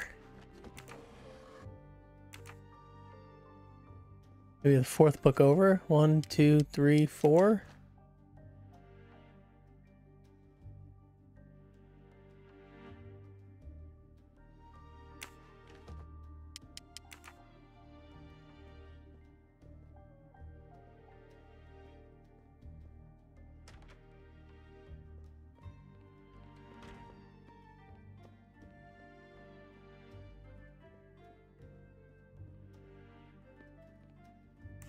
Any idea what this small key unlocks? No, I found it one day on the floor. I kept it in case someone lost it. The number you called... I imagine... The guard... Tell me... My boyfriend, he doesn't have anything to do. Please, Suzanne, the sooner... His name... Like, she's still lit up like it's supposed to have like a different option. Maybe I need to scroll. No, okay. What a dear child.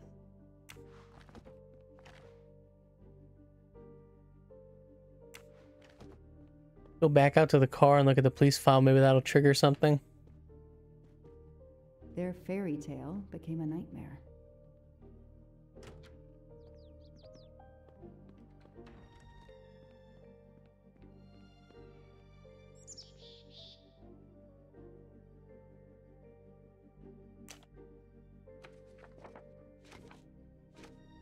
The crime was audacious. How could the kidnapper know which was the phone record of the night of the kidnapping? Nothing. The last call was for 911. I guess we just have to go up there and use a hint. Alright. I mean, we just have to go, I don't know. Because there's no more dialogue options with any of them, so I have to do something with this. This is the last thing in the,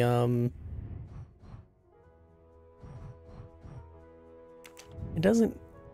There's hints. I don't really want to use a hint.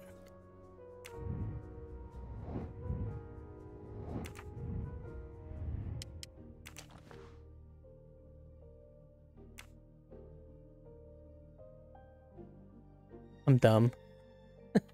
This is the perfect... Yeah. Okay, Suzanne. Let's see what you haven't told me. I didn't realize that at all. Ugh, that was dumb. Can I not? A day at the park with Noah, I can tell he's opening up more and more with me. I chatted on and talked about my job. I told him how much I liked the Armstrongs, especially Daisy. I really feel like he's invested in a relationship. That kind of man is so, rare these days. There we go. Cursive R's, man. Valentine's Day, Noah and I went to the Black Lagoon, or the Blue Lagoon, on our favorite restaurant for lunch. It was wonderful at first, but then something happened. Noah received a text message. I don't know what it was, but he said we had to leave. He wouldn't say anything else. Instead, we went away somewhere in the mountains. Finally, we arrived at the cabin in the middle of nowhere. He told me to stay in the car. Not very romantic for Valentine's Day. She doesn't understand anything that's going on. Noah gave me flowers. He's usually very attentive, but despite everything, I felt he was more distant today. I hope he is well. I would like to be more present for him, but I don't want to interfere with his private life. It's been a while since I wrote in this diary. I didn't have the strength, and I think this is the last time I will write in it. My dear Daisy was kidnapped, and I haven't heard from Noah since that day. It was the night Daisy was taken. He talked and talked, left Daisy too long, and now she's gone. Thought he loved me, but he just never called again or anything. He hasn't replied to my messages since the night. Daisy, I'm lost. It's my fault Daisy's gone. I can see why Suzanne didn't tell me everything about this, Noah. It's clear when he disappeared that she realized something was very wrong. Okay, that's it. It took me way too long to figure out the key thing.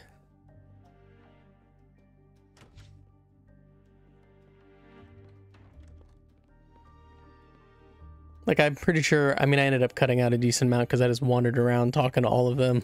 Tread marks of a four-wheel drive vehicle were found outside the garden on the night of the kidnapping. Noah drives one, doesn't he? Where is he, Suzanne? If you know anything more about him, you have to tell me. I know what you're thinking, but it's impossible. He was very nice to me. He never did anything to make me suspicious. We went out to eat, to the movies. Just like a normal couple. He's not the only man in the Berkshires who drives that kind of car. She's so dumb.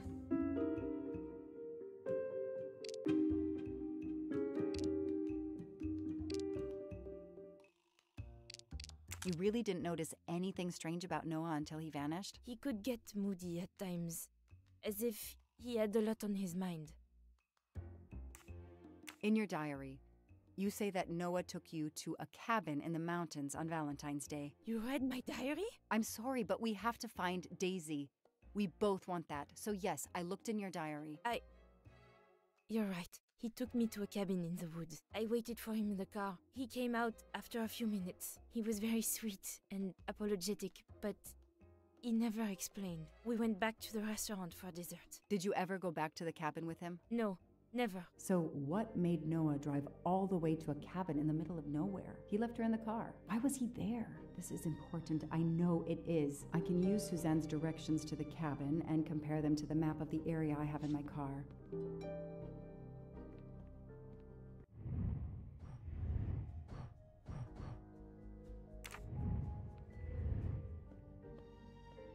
Find the location of the cabin. I don't feel like I really like she didn't give much of a description. It's just in the mountains. That's every cabin.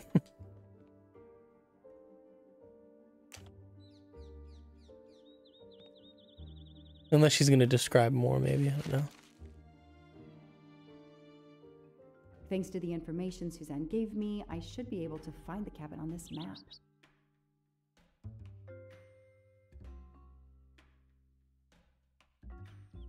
I don't know what town is with. Okay. I don't really remember the road, but I know that we left town, then crossed 2 bridges and some thick woods, then past a cornfield on the left, then just trees, more trees, and we finally stopped outside the cabin.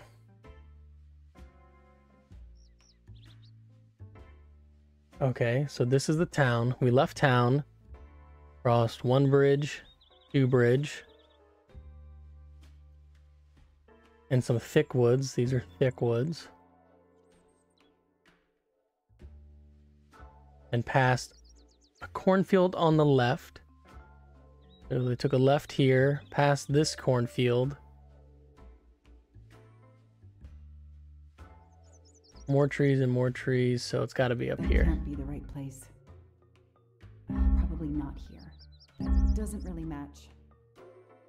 What? I got it. The cabin has to be here.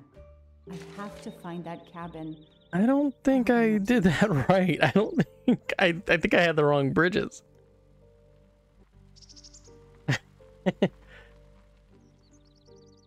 Oh well, I mean, we got there.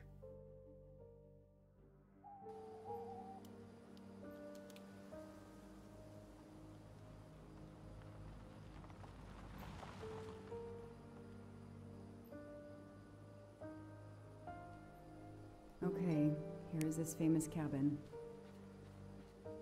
Let's investigate. Hello? Is anyone there? Nobody. I can't just waltz in without a warrant. Yes, you can. Let's go. Hello? We'll just break in. I can't just waltz in without a warrant. I need to see what's inside. That barrel is sturdy enough. I could climb on it.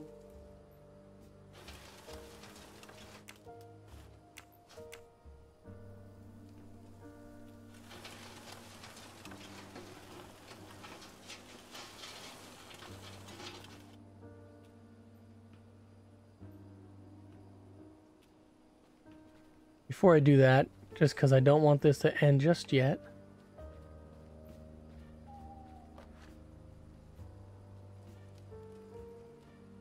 Not that I think this is like the chapter's about to end, but just in case I don't actually get that house, I want to make sure there's not like a gold mustache back here or something.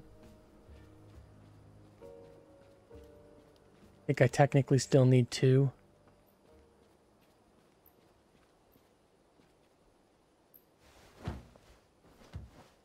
Well, there's a... It's Daisy's plush toy. If Fluffy is here, the kidnapper has been here. I have to get inside this cabin. Empty wine bottles. Somebody has been here lately. Ugh, an old hunting trophy starting to molt.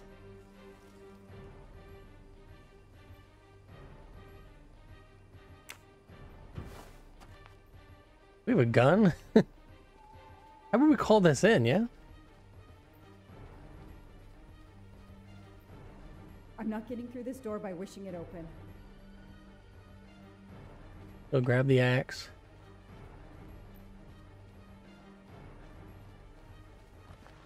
A small for splitting wood. Perfect for attacking doors.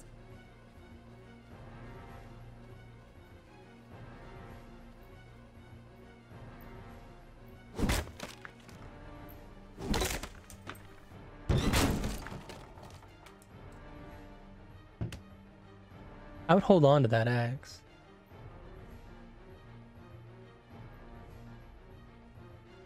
Look at that. A broken door to investigate.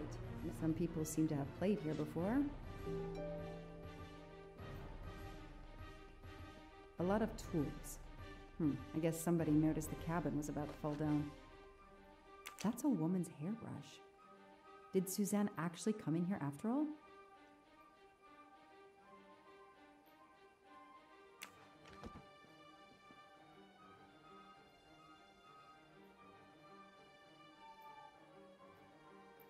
$3892.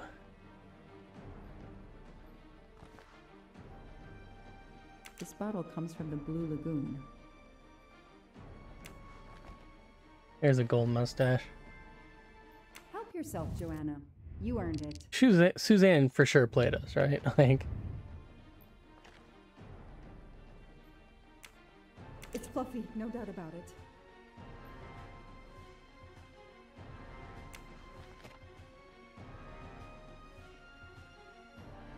what is this one again? 3892. There's got to be something, right? The floor is scratched and worn in this area. The sofa must have been moved a lot.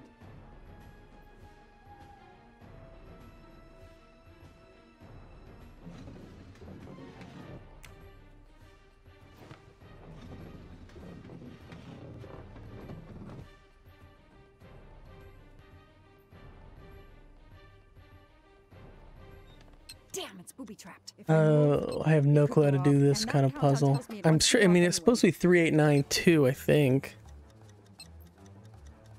Do they have to connect to make it?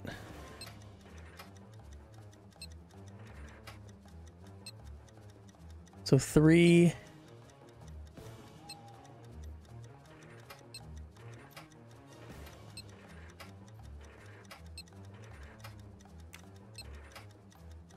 No. Unless it's 3 at the top.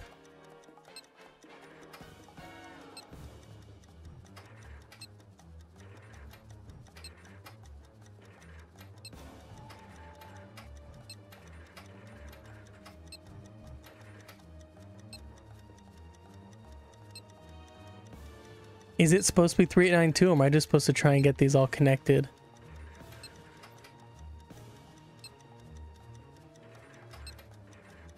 Maybe I'm just supposed to get them all connected.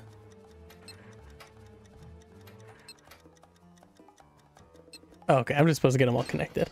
Man, I thought I was trying to do that.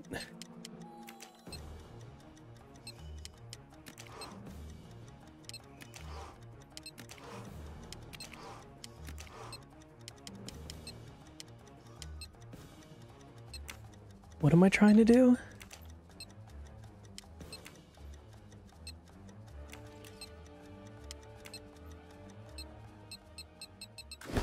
Oh, I wasn't. Okay, chill out. I didn't need to do that. Since I'm telling this story to you, Mr. Poirot, you should be able to deduce I didn't blow myself up. Let's see if I can remember how I defused the bomb. Okay, that's nice. Let's go back to the left side first. I think clearly we need to get all these closed, right?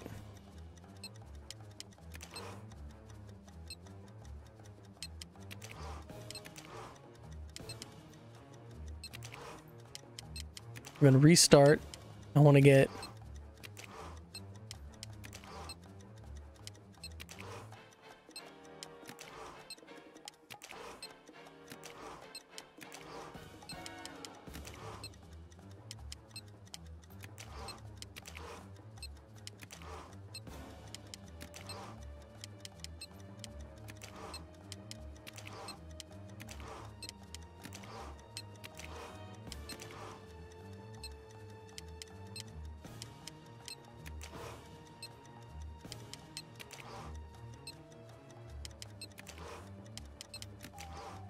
There we go. That took me way too long.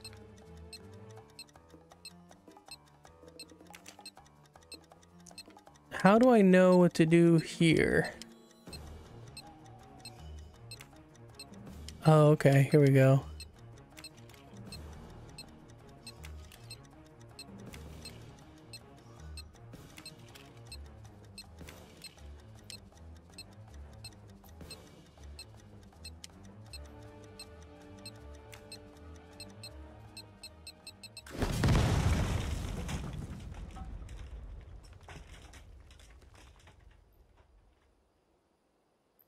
Since I'm telling this story to you, Mr. Poirot, let's see if I...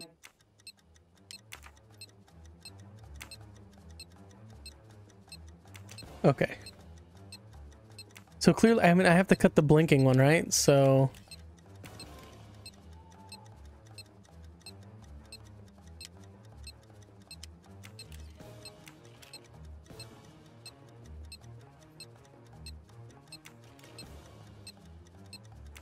the blinking one for this is...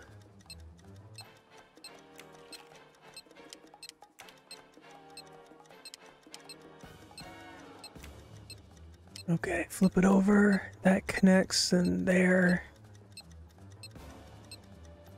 That's not connected to any of them, is it? So that top one, once it flips over, it connects all the way across into the middle. And then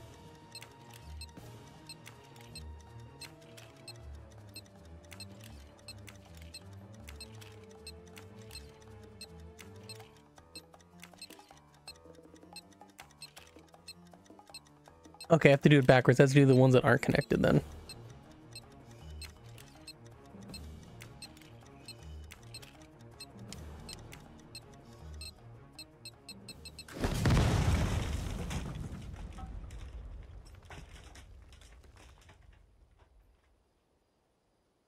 Since I'm... let's...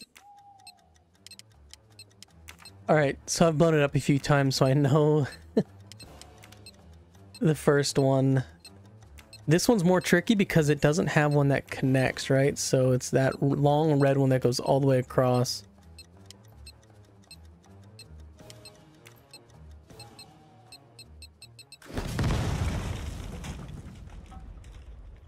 Cool. Since I'm... let's see... Alright, so I've blown them up a few times, so I know which ones I need to do for the first two. This third one I've not done yet. So it goes all the way to the middle. What you're trying to do is the blinking red lights. You want to cut that wire or disconnect that wire. So it goes all the way to the middle, which is that small red one. It goes... nah, how does that make sense? I don't even understand it. I guess it has to be... okay. That should do it. Wow, I wonder if that's how close it was. This would have ended my investigation right here. These rods are heading towards the canisters. It must be the trigger for the explosion. I smell a strong, sweet smell. Damn.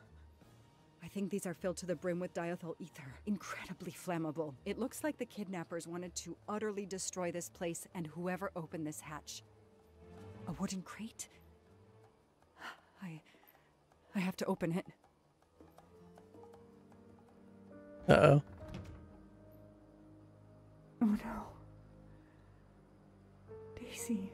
Jesus Christ, really? No. I called in my discovery of the body. Then there was nothing I could do except protect the site for forensics.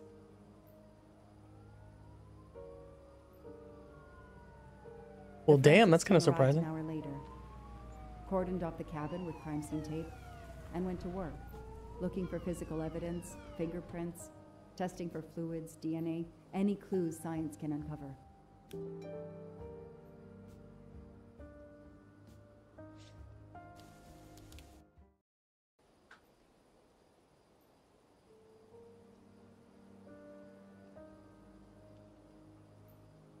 They removed Daisy's body.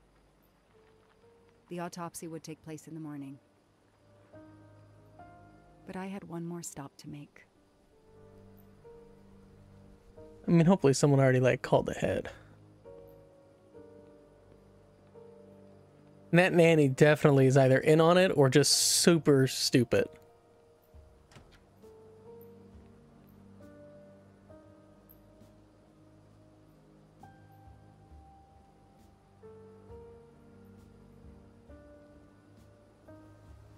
Oh no! Yeah, this game's hardcore. I was not expecting that at all.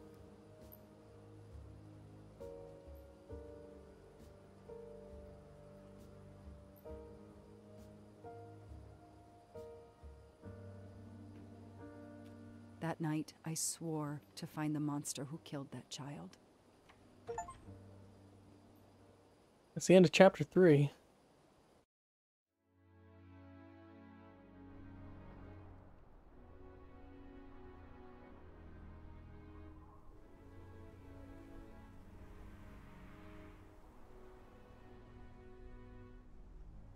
Ratchet on train saw me? How? Daisy.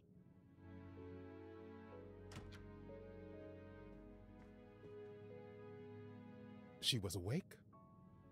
And then she collapsed again. I take the responsibility. She was weaker than I realized. Oh. Lie still while I examine you. Pupils dilated? I'm all right.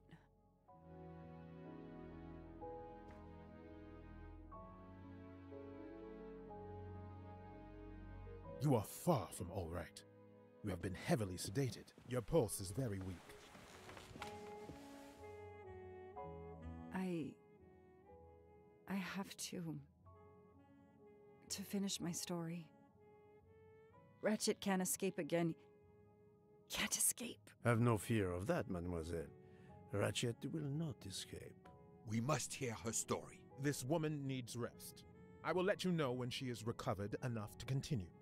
But I warn you, it will be some time. I understand, Doctor. Thank you. I have completed my preliminary examination of the deceased. I think that it will interest you. Indeed it will. And I have other witnesses to interrogate. You are right. Let's not put this poor woman in danger. There will be plenty of time for her to finish her story when she has recovered.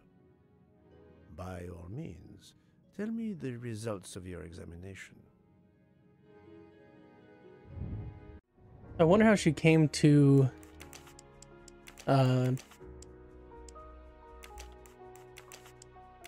Ratchet being the killer. I guess that's something we're going to find out as her storyline plays out. That's the right answer. We'll play through this and then I'm going to end this episode. Rigor mortis was advanced, but not complete. I estimate the death occurred between midnight and 2 in the morning. Yeah, that's that tallies with the witness statements I've collected so far. That's the same thing you said earlier. Of death? Multiple stab wounds to the upper torso. It's odd there are no signs of a struggle. That might indicate one of the first wounds was enough to kill him.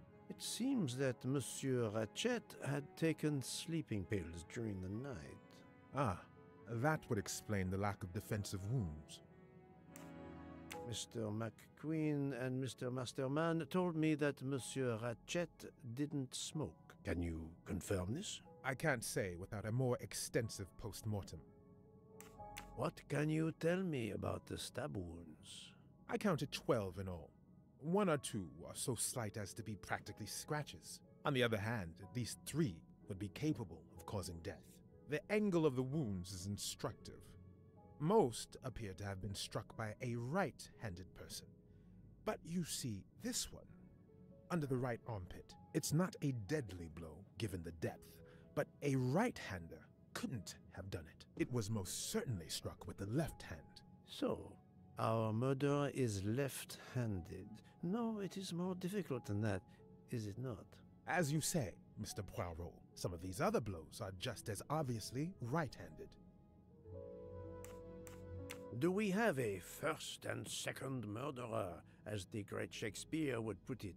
The first murderer stabs his victim and exits left, turning off the light.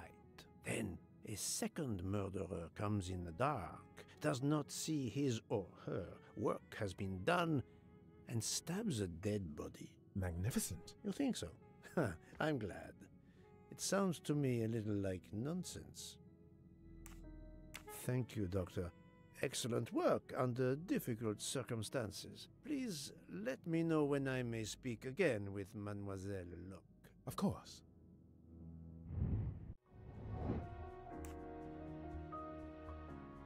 What is the best way to find out who is a vape smoker? Ask the passengers.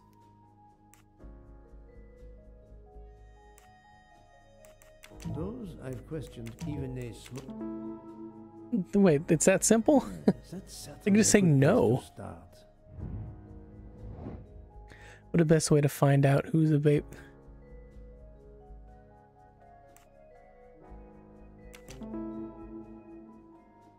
Yes, I have personally seen some passengers smoking. I just have to remember who they were.